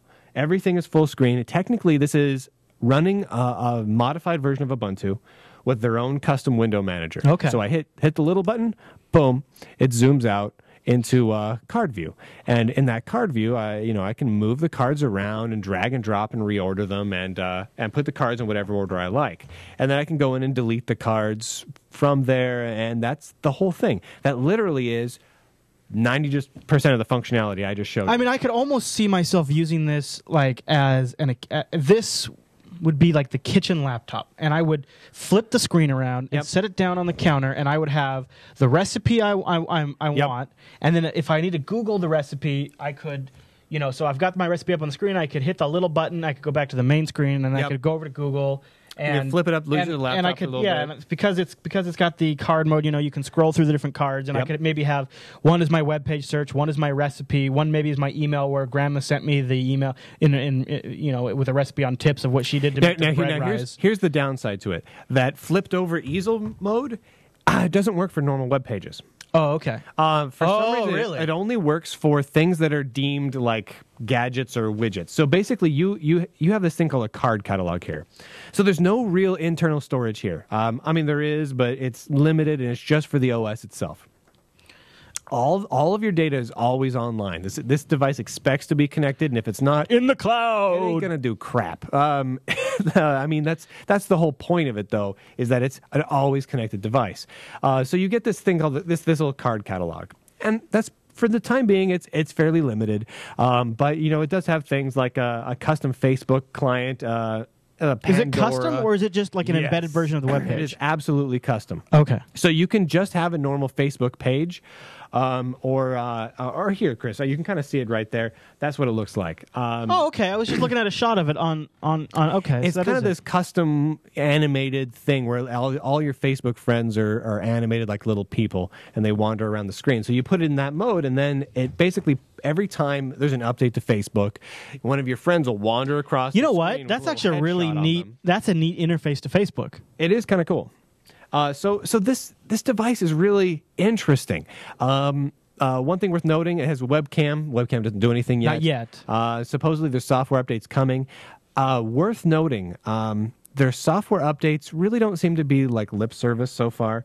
The day I got this, sound wasn't working, and flash playback was so slow it was not able to watch YouTube videos. They had just released this product. Released. And now does it download the update in the background? And then when you reboot it, Basically, it does it once in the evening, or when you turn it on. I noticed it had some settings too regarding. And I gotta say, There's not much in the way of settings for this guy. no. And I It's gotta very say, simple. I gotta say, like I've already kind of learned the whole UI. Like that has not There's been an nothing issue. to it. Yeah. So there's this setting in here. It's kind of interesting. Turn off the little screen at night. And it gives you a little window. slider that you set it. Would this be like, so if you had it like in the Ezel mode where maybe it was like your digital picture frame? or your alarm clock? Oh. And it's a great alarm clock. Really? Yeah. What- The alarm clock what's- works great. Well, it's just a good alarm clock. I'll bring it up here. So here you got the clock. You set your alarm. You set your information on Okay. it. And you tell it not to wake you up on the weekends. That's right. And you tell it not to wake you up on the weekends, and then you can just set it so that it turns off the light after a certain time at night. So then in the morning, maybe a half hour before you're supposed to wake up, it turns on the light. And just sits over there. This would be a great little dedicated email machine, or like, Yes. or a dedicated Facebook machine. Or in my case, like a recipes or something like that. But the problem is, it's $6.99 for the cost. Now that's going to come down over time, but it's still pretty high. Now the battery life is low. Honestly, people are saying about 2 hours, which is low for a netbook. It's low for a tablet. It's low for a laptop. It is, it's low. but you're using it around the house. So when you're done with it, you go back to maybe its spot where you put it in Ezel mode and plug it in. I see this as only being unplugged when you're moving between rooms or go and take a poop. Yeah, and 2 hours is about right for Brian. Yeah, I mean, it's about a 2 hour BM break, a little nature break, and that's about right. But the screen is great. It's kind of hard to show it in the video. James, we'll put in, for people watching the audio version, we'll put in an interview with James, the vice president of marketing. He mentions their screen has this incredible 175 It doesn't degree really viewing show off really great in the video, but it does. It looks phenomenal. It looks great from like almost any angle. It's a lot like an LCD TV that way. Like if you got a nice Sony TV, this is the kind of the screen quality you'd get. I think the screen's one of the nicest screens I've seen in a machine like this. It's gorgeous. It's nicer than most of the laptop screens I've ever seen. I think so. The size Much is nicer. like what? Is it like 10 inches or 11 inches? Yeah. It's like 10 inches. I'd say it's a little, maybe. It's bigger than a netbook, but it's a very small laptop. And it fits well. It's like roughly the same size as like the 10-inch netbooks that are coming out. I think it might be bigger. I think it might be bigger than 10 inches because Angie's Wind is. Yeah, but not much. Maybe 11 or 12 it's inches. right around there. Yeah. So it's nice. The mouse is only single button, but there's no need for a right click because what are you going to do? Run another app? There's no native apps. It's just websites and flash little web app cards. All right. There aren't a lot of cards available for it at the outset. In fact, it's very, very limited. But you get Flickr, which makes which But you get Flickr, and you can use like Meebo for your instant messaging, since Okay. Meebo supports like everything. Right. And there's some games like Congregate, that's popular Flash games and things like that. You can Google Calendar and everything. So that all works great. So, like 80% of what people do when they're online, you can do in this machine, no problem. It's fast. I've noticed that you can have 20, 30 little cards up with different websites. I like no that. problem. I like that. Okay, doesn't so you really have slow down. All right, that's good. Now, one interesting little tidbit that the nerds will kind of get into, and this really kind of got me excited. The UI is written entirely in JavaScript. Really? Yeah, it's written entirely in JavaScript using Clutter. Now, Clutter, of course, is this we've talked about OpenGL that. accelerated kind of framework for building nice animated applications. But it's kind of cool to see essentially like an entire graphical environment built in JavaScript that's really as nice as this is. Everything's animated, everything's very fluid, everything's very simple and clean, and they just did a very nice job with it. So All right. I think that's what's worth noting. The price is a bit prohibitive. $700 for this. I think that'll come down. I do like that they offer you can buy 2 of them at a discount together. Yeah. Because I could see, I don't know.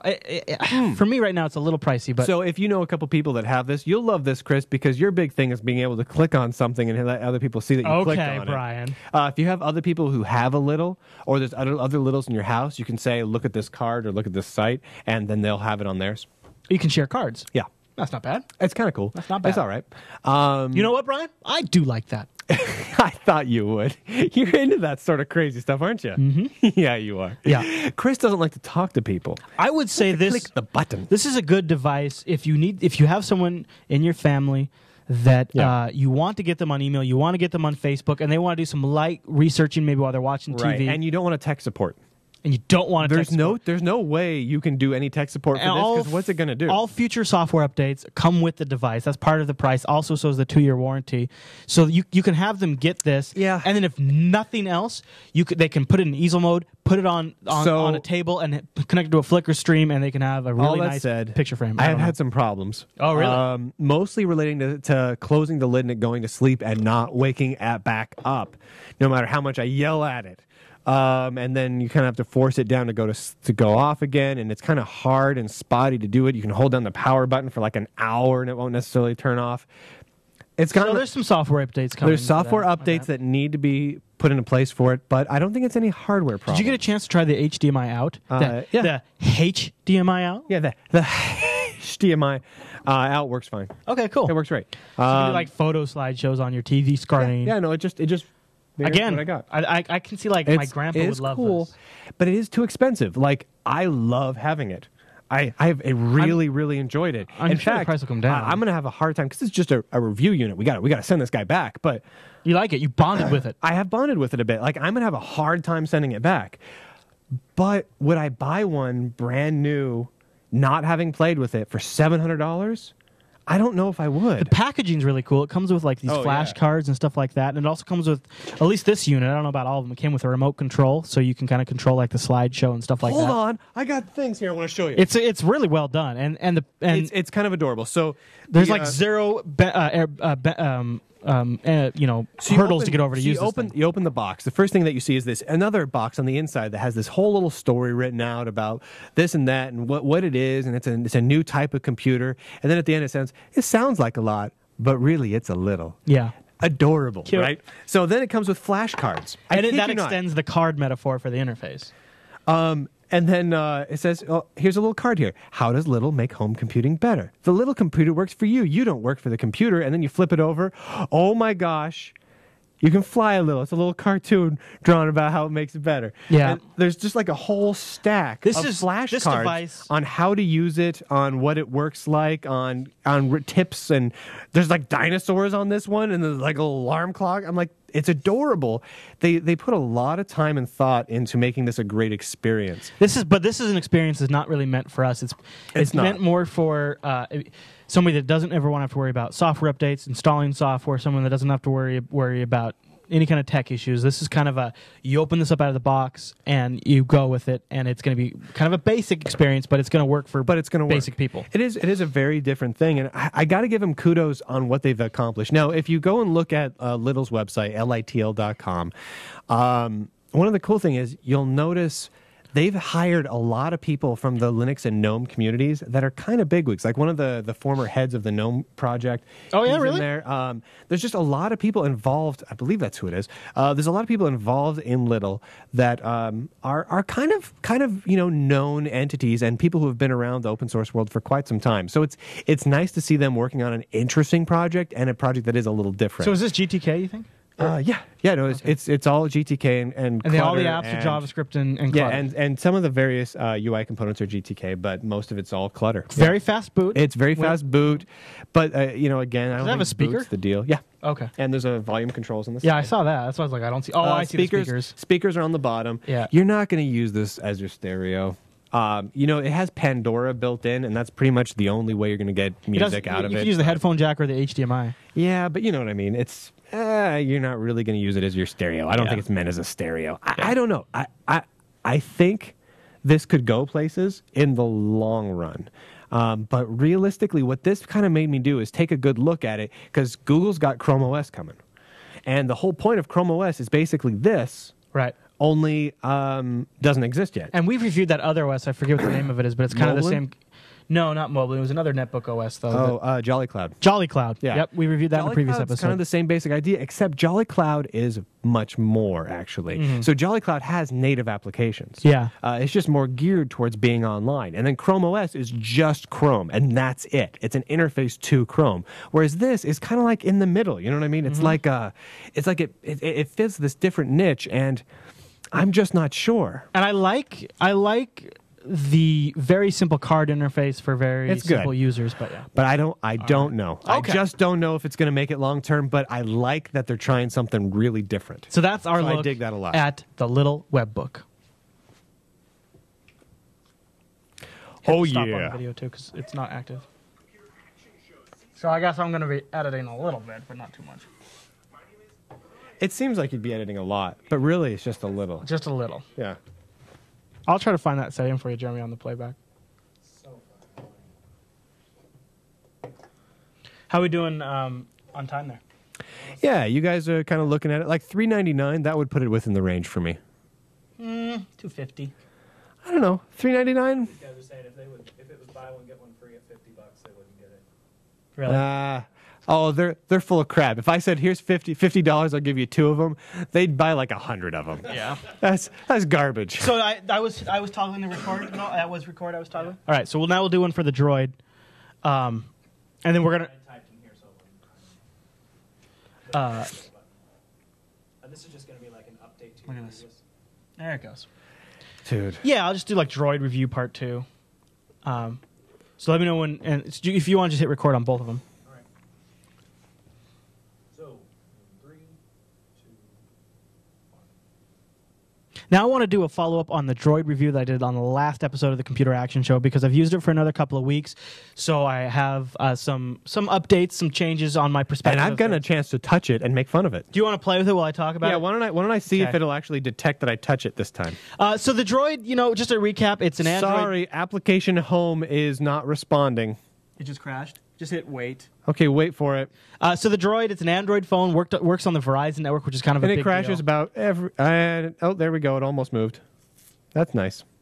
Yeah, it's got some work still. The Nexus One's kind of there stealing we the go. headlines right now. This is based off of one revision back of Android than the Nexus One is, but the update's supposed to be coming soon. My final thoughts are on Android is, and I'm going to get some hate for this based on the feedback. First of all, I'm going to maintain I do not like the keyboard of the Droid. I still find the keyboard to be not very usable, the physical keyboard. That's just sad, They're though. supposedly going to be updating it with a newer keyboard, but if you've already bought a Droid, you're stuck with the keyboard you've got. Yeah. I have found a piece of software online, which I'm not sure if it's been legitimately released yet or not, called Swipe, which lets you draw to type and has compensated for the fact that the Droid does not have the greatest touchscreen in the world. It's actually made touchscreen typing a lot faster. I don't even use the physical keyboard at this point. Okay, well, that's actually that's kind of cool. I like that. Another common criticism is the battery door does fall off on me. I've only had it happen a couple of times.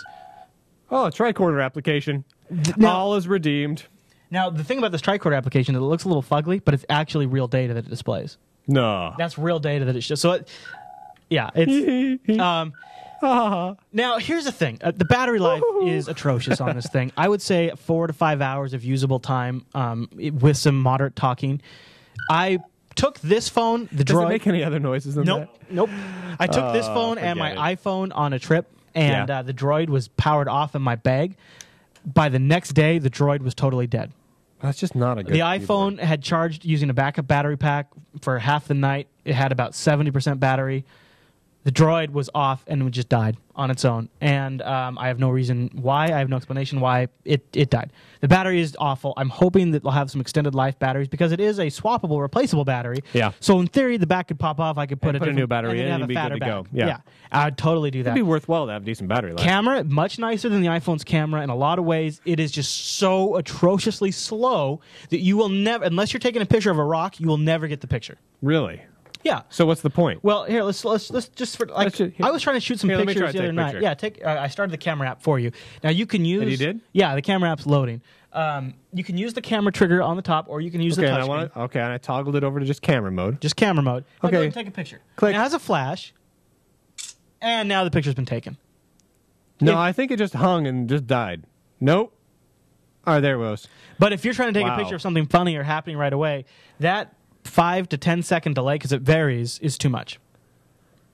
And it's got autofocus. It's a nice camera. Yeah, it's all right. Yeah. What? Hey, Chris, this camera sucks. Bing. Okay, I just recorded all that in video. Yeah, and you know, nice MPEG-4 video, and it yeah. stores it to the SD card. No, that's cool. It's just so slow. Yeah. Goodness gracious. I'm sitting here waiting. Do something. Be usable. There you go. No. It's like the There we iPhone go. 3G, like before the 3GS kicked in. No, it's not. It's like Slower it's than like, that, you think? It's ridiculously slow. Because at least the iPhone 3G, sure, it was kind of slow, but this Now, is not what usable. people listening will say is, well, Android 2.1 improved speed, and the Nexus 1 has 500 megahertz faster. Now, I know there's a lot of that does sound good though. there's a lot of people out there that have loaded the new Android 2.1 on their Droids, Yeah. and it's faster. But does that mean they're happy with it? Does that mean they're happy with how fast I think it is? people are happy with it because they just want something that's not the iPhone. There's a few things Android does really nice, and that is the unified notification system, where I go to do one like that. spot to see new emails, Yeah, new updates, that's missed cool. calls. That's cool. Tasks, all that kind of stuff is very nice. But like, here's an example: 5 updates for my applications. I have to go through and update each one individually. It's not just an You update can't all update button. all? No, it's stupid. Oh, that is pretty stupid. But it does have a couple of niceties. A couple polished things that are And it just displays every app. yeah, but the ones that need updates are at the top. Oh, okay, so that's not so bad. A couple of niceties though that are unique to the Droid is it has kind of some cool like little touches, like you can put it in a dock and it turns into an alarm clock. No, that's cool. I like that. It is neat, a and nice it does touch. like the little weather widget and music, and it's all kind of like this. I like widgets. It's a UI designed to be in a dock. I That's like a neat idea. widgets. And then the other thing, now you got to get these docks are sold separately. And then the other thing it has a car mount dock, and you can mount it in there, and it turns into it takes away the UI and brings up like a car UI, Yeah. much more simplified with buttons for navigation, and it uses turn-by-turn nav from Google. Okay, that's cool. Which uses Google I like Maps. that. Yeah. Which means it's about as accurate as Google Maps. Sometimes Google Maps has it a little wrong. Yeah. So I was driving around and I did TomTom on one side Plus, it's data centric. So if you lose cell phone service, you're out of luck. it can it'll cache your route locally. But Oh. and because it is data That's not bad. because it is data connected, live overlays of traffic and stuff like that. I do like that though. That's very nice. Yeah, but that's I had nice. I had the TomTom and the Droid side by side, and I was driving to a place I'd never been, and I got they both got me there. The Droid had a few weird things, like if you go down a street here by my house, it has you turn off, go around, and then come back onto that street. So you go like a block off the street and then come back on the street. Whereas the TomTom just had me keep going down the street. There's just a few little weird things. Like the TomTom obviously is a little more refined, but they both got me there. And this one came with the phone. Ah. And it's free, and the maps are as fresh as Google Maps, so if Google does an update. The other nice thing, check this out. When you get to your location, now this is in this fancy car mount on my windshield, right? Okay. When you get to your destination, it switches to Google Street View, and it turns and pivots the camera, so you're looking you're right looking at the at front it? door of the place you're supposed to go. I like that. That's a cool touch. For guys Yeah, like me, no, like that's if I'm going to a client, yeah, that's I've a never good been touch. there before. It's really nice. To I have. dig it. Yeah. But it's so lacking refinement in a few key areas. It's just so slow that it drives me nuts. It drives me crazy. Now I am integrating it with Google Voice, so maybe like that's explains some of my call problems. Never had those problems when I was using it on the iPhone, but maybe there's some sort of variable added there. It could be. I'm sticking with it for now. I'm not. But how long do you think you're going to stick with it? If you're not thrilled, I mean, I'm going to try the Nexus One. Though all the reviews I'm reading of people that aren't just fanboys about this Nexus One says it's still missing some of the refinements. It's just faster. Well, faster. And I'll definitely load the update when I get it. But my take on the Droid right now is, if you're comfortable having a toy that's a phone second, I know that sounds harsh, but it's a toy first and a phone second right now. This is a great. Like, here's an example. All right. You're on this. If I was going toy first, phone second, I would not be going to this device. Now I added There's so many other devices. This lower dock here, I added it. Yeah. But if this doesn't come with stock Android, if you're on the screen, there is not a single button on that phone that'll let you place a phone call. Wait, what? There's no button on that phone to place a phone call right now. You have to go navigate back to this screen, and then you have to press this phone, which is an icon on your desktop. Really? I added that dock, so I had a phone button on every screen. There's a back button, a menu button, a home button, and a search button. There is no phone call button. That, I think, speaks to the thought process and design of this phone. What the F? Yeah. Well, how do you... It's an icon on the desktop. Or you run the application, or you look at the applications installed and you go find the phone application. Also, I've had the phone application crash on me. I was making I've a had the phone iPhone call. do that a fair bit too. So this is what happened. Check this out. I was because everything can do background processes. Apparently, I made a phone call. Yeah. It was dialing. Yeah. The phone program crashed. I couldn't hang up the phone call. I couldn't hear the person, but the person could hear me. So I'm sitting here going, God, stupid son of a mother. I'm trying to load the phone program. It crashes again. I'm still in the call. They can hear me swearing. Only thing I could do was pull the battery. Really? So I'd say it works 75% of the time with a great phone. That would be an ultimate deal breaker for me. That would be it. Phone service disconnected, moved on to something else. All that said, Android feels like it's newer than the iPhone. Not necessarily an interface, but the ability to have tasks that are location aware, because it can run in the background. So when I step on site at a client, it says, by the way, you need to do this while you're here. And the fact that I can look at my battery and I can see exactly, it has a breakdown of what uses the most battery on my phone. Right. And I can tell that, okay, this background program that monitors my tasks, but you see that the way it's not tracking my finger? It's slow. It's not tracking properly. And that would be the same on the Nexus One because it's a sensor issue. And I want it to lock on my finger. My finger is like this guiding device, and without that, but I can see. So the tricorder. My finger is ultimate. All shall bow down to Chris's finger. I really like the management tools it gives me because I can tell what programs are using the most battery life, and I can adjust accordingly. So I know background apps if they're eating a lot of processor or whatnot. But I don't know. I'm looking at. I'm just from just playing with it for a few minutes. I'm just not interested in one. Like I love new toys, and I want a cool Android phone. But I'm not interested. I feel like Android is where Linux was 3 years ago. It's got some maturity to do. It's got so much effing potential. It's not even funny the amount of potential, but it also at the same time very, very much runs the risk of splitting out because you've got Nexus One with Google's pristine Android development, and then you've got people like the Droid that has some unique takes on it for like car nav, and everybody's going to do their own like spin on Android and kind of fracture the marketplace. We need one reference, which is the Nexus One. We need everyone to stick to that reference Android implementation. Make it awesome. Yep. Make the UI awesome because the UI is still not as polished as the iPhone, but it's nice. It's nice. It is. This was said on This Week in Google by Jeff Jarvis, but it is true. It is. Operating system by Easter egg. There's so many little things that you don't know about until you come across them. Like when you have your keyboard up, if you swipe your finger across the on-screen keyboard, the keyboard will close, and instead you can do voice dictation. Well, that's awesome. But I didn't know that until I was listening to a podcast where they mentioned it. There's okay, here's another one. I can click and hold on the desktop and get menus. I didn't know they could do that. No. There's little things you can do that I never knew about. There's a ton of stuff in here. So on the flip side, there's things I keep learning about Android even 2, 3, 4 weeks into it. I've had this for about a month now. I'm still learning stuff. You kind of figure out the iPhone in the first 20 minutes. and there's nothing more you're going to do with it. Yeah, there's nothing else. You hit a It doesn't wall. do anything You hit a else. wall, and Yeah. as a geek, there's always that next thing. Also, Yeah, I do like that. I like knowing that Android 2.2 is in the works, and I know what's going to be in Android 2.2. It's not this whole guessing game like it is with the iPhone or even the Palm Pre or Windows Yeah. Mobile. No, it's true. It's true. Like in my opinion, today Windows Mobile isn't even a choice anymore. yeah, it is kind of rough. That's true. It's So it not comes really, down. is it? It's Android. It's the iPhone.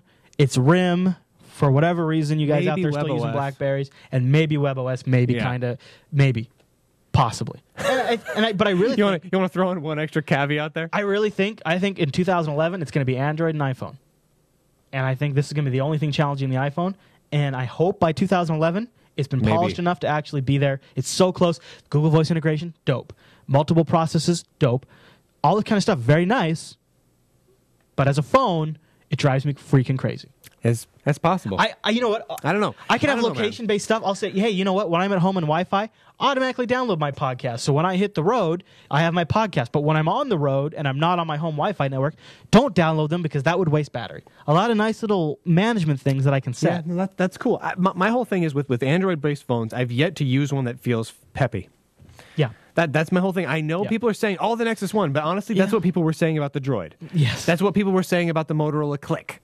And that's not true. They're not peppy. They're slow as molasses. I'm excited to try the Nexus 1 when it comes to Yeah. Verizon, just to try it. If Or I it's- might if try it it on my is- AT&T. If but it is peppy, I might get super that excited. Snapdragon 1 gigahertz is supposed to be pretty killer, I might but get really excited. But until I've actually tried one, I just don't believe it because everyone told me this one and the Click were super fast. also I would say on general, third-party application quality, the bar is a little lower at the moment. You know, Yeah. my It is. media player, all the different programs, my RSS reader crash on me a lot. That was a phase the iPhone went through for a long time where things just crashed a lot, Yep. and it took Apple updating the iPhone OS. It took people getting familiar with the phone, and hopefully with a little larger market now that the Droid and the Nexus 1 is going to bring, the quality of the apps Yep. will go up. But the Android marketplace is very nice, but it is not the iTunes App Store yet. Yeah, honestly, But third-party apps, not having to go through the store, nice. that's very, very nice. I like that a lot. Give and take, Brian. You know, I don't know. If I was going for a toy phone that was all about being just an awesome little web device and whatnot, I'd still go with like the Nokia tablets, the N900 or so. Yeah, I just think there's so much more momentum behind Android right now. Yeah, but I mean, if you want a device that has good web and flash built in and all that other stuff, you go with a Nokia tablet because none of this stuff The has it. N900 would be a very serious challenger to this. in my Has opinion. all the instant messaging that has. It's all integrated like that is. Yep, The yep, UI is yep. gorgeous and it has built-in I- flash and web and all that. I think you sort of might have a thing. point there. So I'm just looking at it. I'm like, while I like some of the apps this has, most of those apps have web counterparts. Yeah. So why? There you have it. Yeah, I don't So know. that's the look. That's the part 2 of the Droid review. If you want to see part 1, you can catch season 2, episode 1 of the Computer Action Show, Fancy. where I went a little more depth into some of the more mechanics of the phone. Awesome. There you have it. I do. Jum. All right, so now we just need to wrap this sucker up. That's how it works, man. Right there. Man, I'm getting hungry. Brian, on the internet, was dumb. Did not eat lunch before we started recording. Why did I do that? Chris, did you know why I did that? Because you stoop. Because I'm stupid. Jeremy, What? do you know why I did that? Your hair looks funny. Does it? Because it's got that headphone thing going on the sides where it like ditches in over your ears. There you go. That's all better. All right, let's wrap Welcome this back to the thing up. computer episode, co-starring Gary Busey. What? Yeah, okay. Let's do it. So we can go take lunch, and then we'll do Stoked. 2. Television show. I do believe that wraps up this week's broadcast of the Computer Action Show. I think so. And we want to mention we have big changes coming to the jupiterbroadcasting.com/store. But if there's any gear you Big want to buy changes. now, we do appreciate when you go through there. It's an Amazon affiliate store, so we make a small percentage off of purchases through there. We And then appreciate the heck out of that. people should check in because there could be big things coming. Big Who things. knows? I mean, we'll tell you when it happens. But if you check them like all the time, you'll find out before we tell you. Yeah, buddy. And that Now, will blow your mind. we should tell people if they want to get in contact with the show, there's a great spot to do that over at jupitercolony.com. It's a forum. And there's a on spot the in that internet. forum just for the Computer Action It's Show. fantastic. You can also follow us on Twitter. Yes, sir. Twitter.com/Brian Lunduke Yes, or sir. Chris LAS. You got it. You can also follow us on Facebook. Facebook.com/Jupiter Broadcasting. Amazing. It's Built right in. Fantastical. You can get a hold of us so many ways from Wednesday. Why It's would you even not? funny. Why would you not do that? I don't know. All right, everybody. Well, that wraps up this episode of the Computer Action Show. We'll be back in a fortnight. All right. Let's remember to do the intro.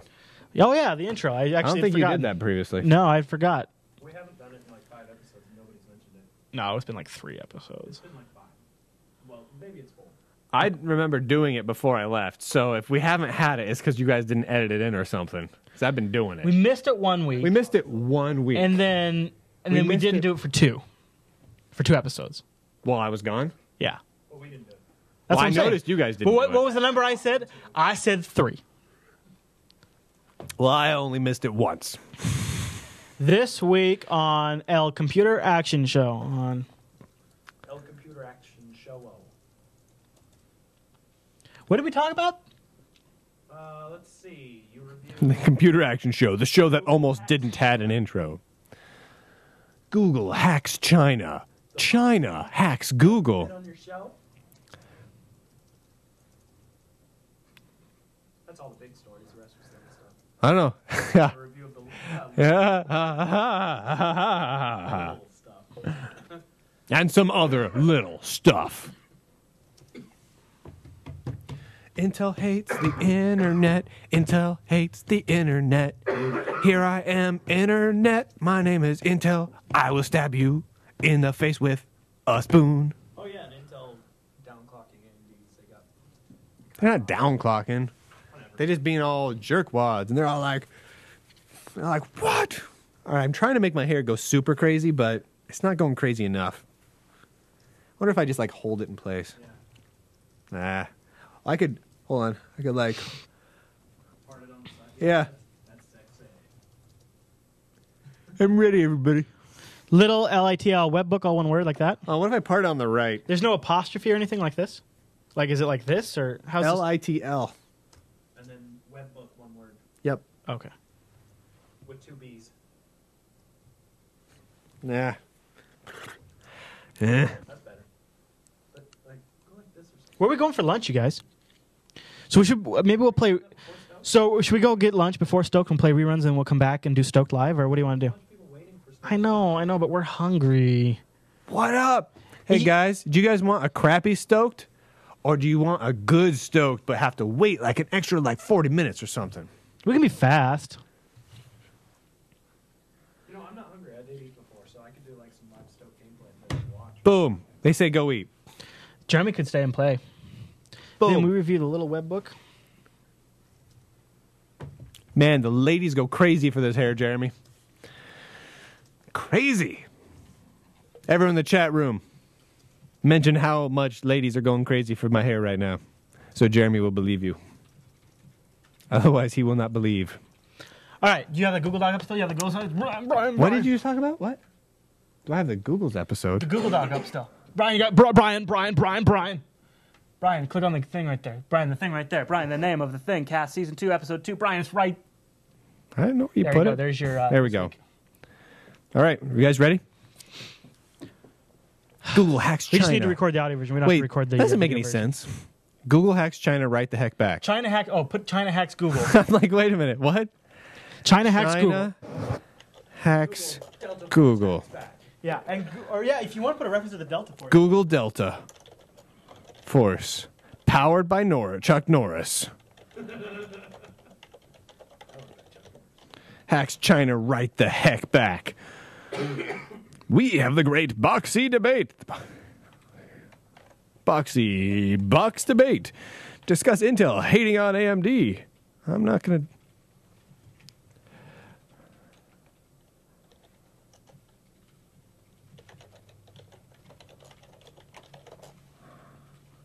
All right, I'm ready to go. I'm going to make something big happen, you guys. I am. Oh, I'm gonna turn down your volume just a little bit. Does that mean I'm going to make something big happen? Yeah. What channel are you on again? 3? The internet channel. Is it channel 3? Talk. Keep talking. This is me talking in the internet right now. Welcome to the internet. You are on the internet. Okay. I just pumped you down a notch because of your opening usually clips. So, I think we're ready. Are you ready? I'm ready. All right, let's hit it in 3, 2. This week on the Computer Action Show, China hacks Google. Then Google Delta Force, powered by Chuck Norris, hacks China right the heck back. We have the great Boxee Box debate, discuss Intel hating on AMD, and ramble on about Firefox dropping the 3.7 release. Then we review the Litl Webbook and part 2 of our Droid review, plus so much more. Oh, this week on the Computer Action Show. How'd that go? You want to hear it? I want to know it's awesome. If it's not awesome, I'll redo. Oh, it was awesome. Dude, remember? Woo! Yeah. Remember it was you that did I it? say I nailed it. On the Computer Action Show, China hacks Google. Then Google Delta Force, powered by Chuck Norris, hacks China right the heck back. We have the great Boxee Box debate, discuss Intel hating on AMD, and ramble on about Firefox dropping the 3.7 release. Then we review the Litl Webbook, Just listen to it. 2 of our Droid review, plus so much more. All right. Awesome. Awesome. Ah, Rambo on. Not Rambo on, though that's way cooler. You know what? I should do movie trailers. It's 3:30. I kind of need to be done like around 4:30. Oh, you want to power through it? I don't know. I might need to. Okay. So I got surprise family that decided to stop by, and Are they here? no, they're down in Edmonds, and they put a Oh. whole guilt trip on us to come visit. Oh, okay. Yeah. No, if we need to power through, we power through. It's fine. I can go do food after. I'm just super hungry. It's no big deal. I'm going to go put my mic up. I'm gonna go pee. That's right, internet. I'm gonna pee now. Did we already save it? Yep. Okay. We get us a stoked backdrop. You want to do a recording of this? Yeah, oh yeah. All right.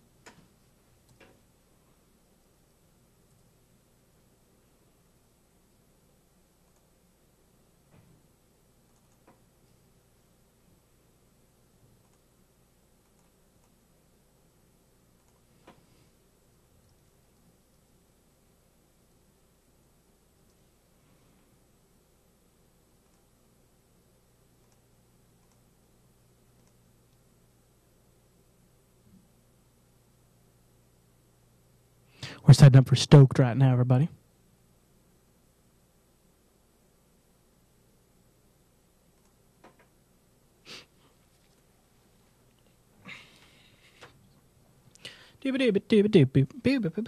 Saving out, all right, saving out the Computer Action Show, so that way we can move on to Stoked and have this one all in the can.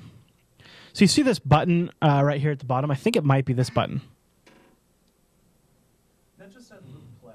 Yeah, it loops. That's the one that, I think so. Because that's what it's doing. It's looping it. yeah. That makes sense.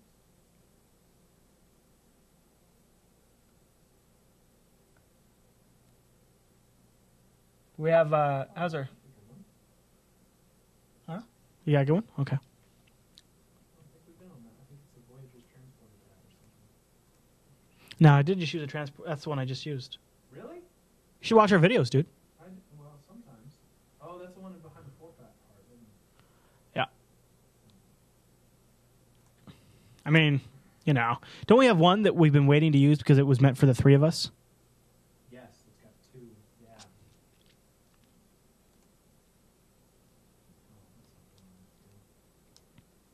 13,000 views on YouTube for that one. Not shabby. Is that here in the still folder? I don't know. I've never actually seen it. I just remember he mentioned it to me. That's the one that I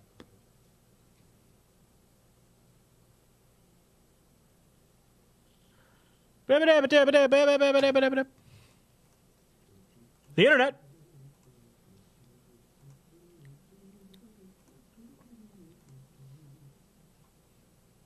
I'm gonna go ahead and call this one Stoked 19 because it's technically an episode, and shouldn't jip ourselves the episode count. 19.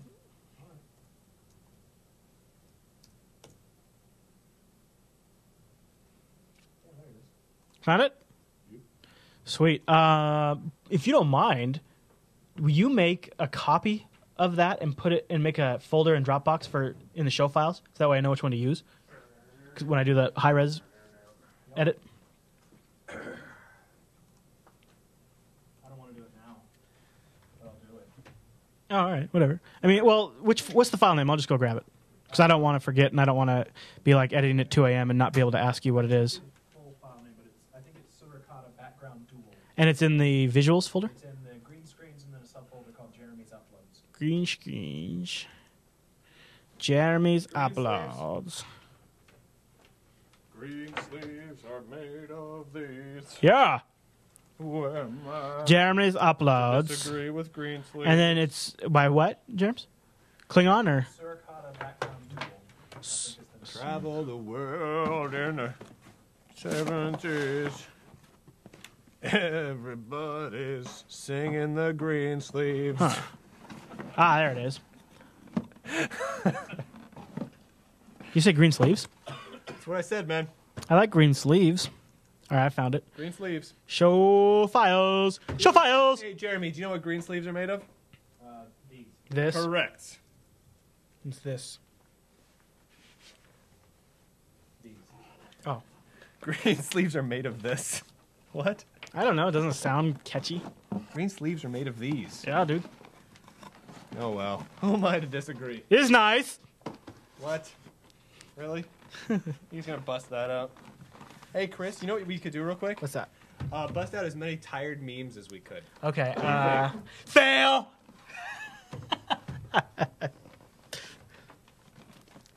That's a pretty good one. That's a pretty good one. How's that shot look? We got enough room? I don't know. We might have to use a wide shot. Oh yeah, for sure. I think we got to make this one as wide as possible. I think you just ordered a McDuh sandwich there, Jeremy. I'd like a chicken McDuh for Jeremy, please. We probably should have the camera on for this one. Can I get that plane? I think it's too dark. You're too dark. Pop screen go from my mic. I'll grab it. I don't think you need them. I don't? No. No, he needs it. No, this is Jeremy we're talking about. Air barely even escapes his mouth. You know what I'm saying? Nothing escapes this mouth. Awkward and weird. Yeah. Strange things to say by Jeremy. Jeremy goes to the dark place. Makes everyone uncomfortable before a show. Jeremy goes to the dark place. I'm just scooting over so I can watch it bit by bit. I'm going to be totally distracted by the fact that exists. You notice that when we were talking about the Nexus One, it popped up a Nexus One ad. Shut up. Did it really? Yeah. That's what it's supposed to do. That it finally freaks worked. Me. No, man, it's monitoring. It freaks me out. You need to turn your mic on too. Man, I'm gonna get hungry. I'm sorry, Brian. Stoked. I didn't find out till 9 o'clock last night. Oops. Mine channel 1 film. No, it's no worries. Hey, but here's a question I got for you though, Chris. If you got to be done by like 4:30 and you're gonna head out probably by like 5, what time are you gonna get back home? 7 or 8. What? Oh, I was gonna be saying there's 24 tonight. I know, dude, and I gotta edit the computer action show. It's not cool. I'm very not happy about it. Trust me. Well, did they give any warning? No, I'll fix that. no, they showed up, and trust me, I don't really want to get into it Be on a little camera. more understanding about the Yeah, fact that you Stoked have the all- musical. Of course, Stoked will be sung this episode. Don't be ridiculous, ladies and gentlemen. Star Trek. Dude, you start with that. I'm gonna punch a fella. That's what I'm gonna do. This needs to be fixed. Like that. Camera needs to turn a little bit, but all right. Checking audio on the high resolution capture. A 1, 2. A 1, 2, 3. Da, da, da, da. Oh no. Ba, Okay. ba, ba, da, ba. Did you say a ba ba ba da ba? Uh-huh. Why is you're logged in as Probably you? the internet. What the? Where are all your docs? There they are. I think that looks too dark. It did look a little dark, even though All right, so Jeremy's going to start off by reading the news. That's the old one. That's the wrong one. No, that's today. That's the one that I shared with him. Yeah, I'll put the other one in the folder. So none of this stuff's getting in the show? Well, Yeah, no. it's just a different version of it. So you don't have something shared? I do. You just don't. You're not seeing the folder That's for some it. reason. That's it? Oh, you Yeah. can't see it. Oh, okay, good. Yeah, that's it. What? That's it. Hold on. Let me see if this one's it. No, this isn't it. Trust me, that's it. That's totally it. That's Go ahead and, every bit of it. I'm gonna go ahead and download a version that doesn't contain penis in there, so that way I'm not trying to find penis at 3 a.m. when I post it. Oh, but it does have Brian's ego. Oh, does it? Oh, nice. Okay, good. Oh, good. I'm gonna have to screw everything up real quick. I gotta screw everything up. All right. Okay. I got to Screw everything up. make things better. I'm just going to sit here. My job is done.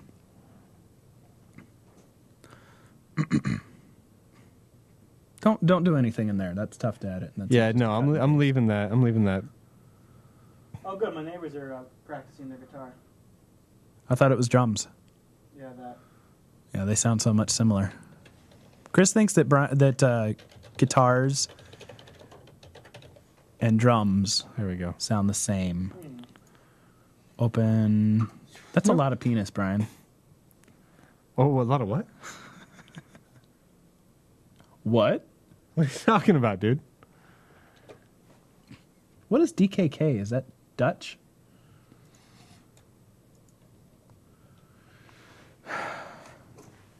No, we're not in game for the show. Let me scoot over a smidge. It could be. Maybe we'll do that next time.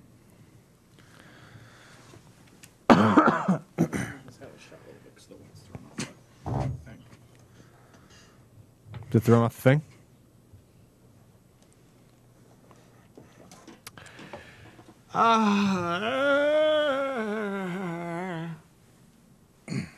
Hey, Chris. Toss me that box of cookies when you come back over. All right. Yeah, toss the cookies. Yeah. Is that a saying? I don't think that's a real saying. No, it is. think It that's means salad. vomiting. Toss the cookies. When you No. tossing your cookies means that you're throwing up. No, you toss the salad because you know what that means. Toss Throwing the up. cookies. No. No, tossing the salad makes me throw up. I wouldn't throw That's- up cookies, dude. That doesn't make any sense. Well, that's why it's a bad thing. I would toss I don't know, the Anchovies. Wendy's chili. Oh, yeah. I've tossed that before, actually. Really? Yeah. Is it any better the second time? That's exactly the same. Is this a different recording or is this the computer action show? What?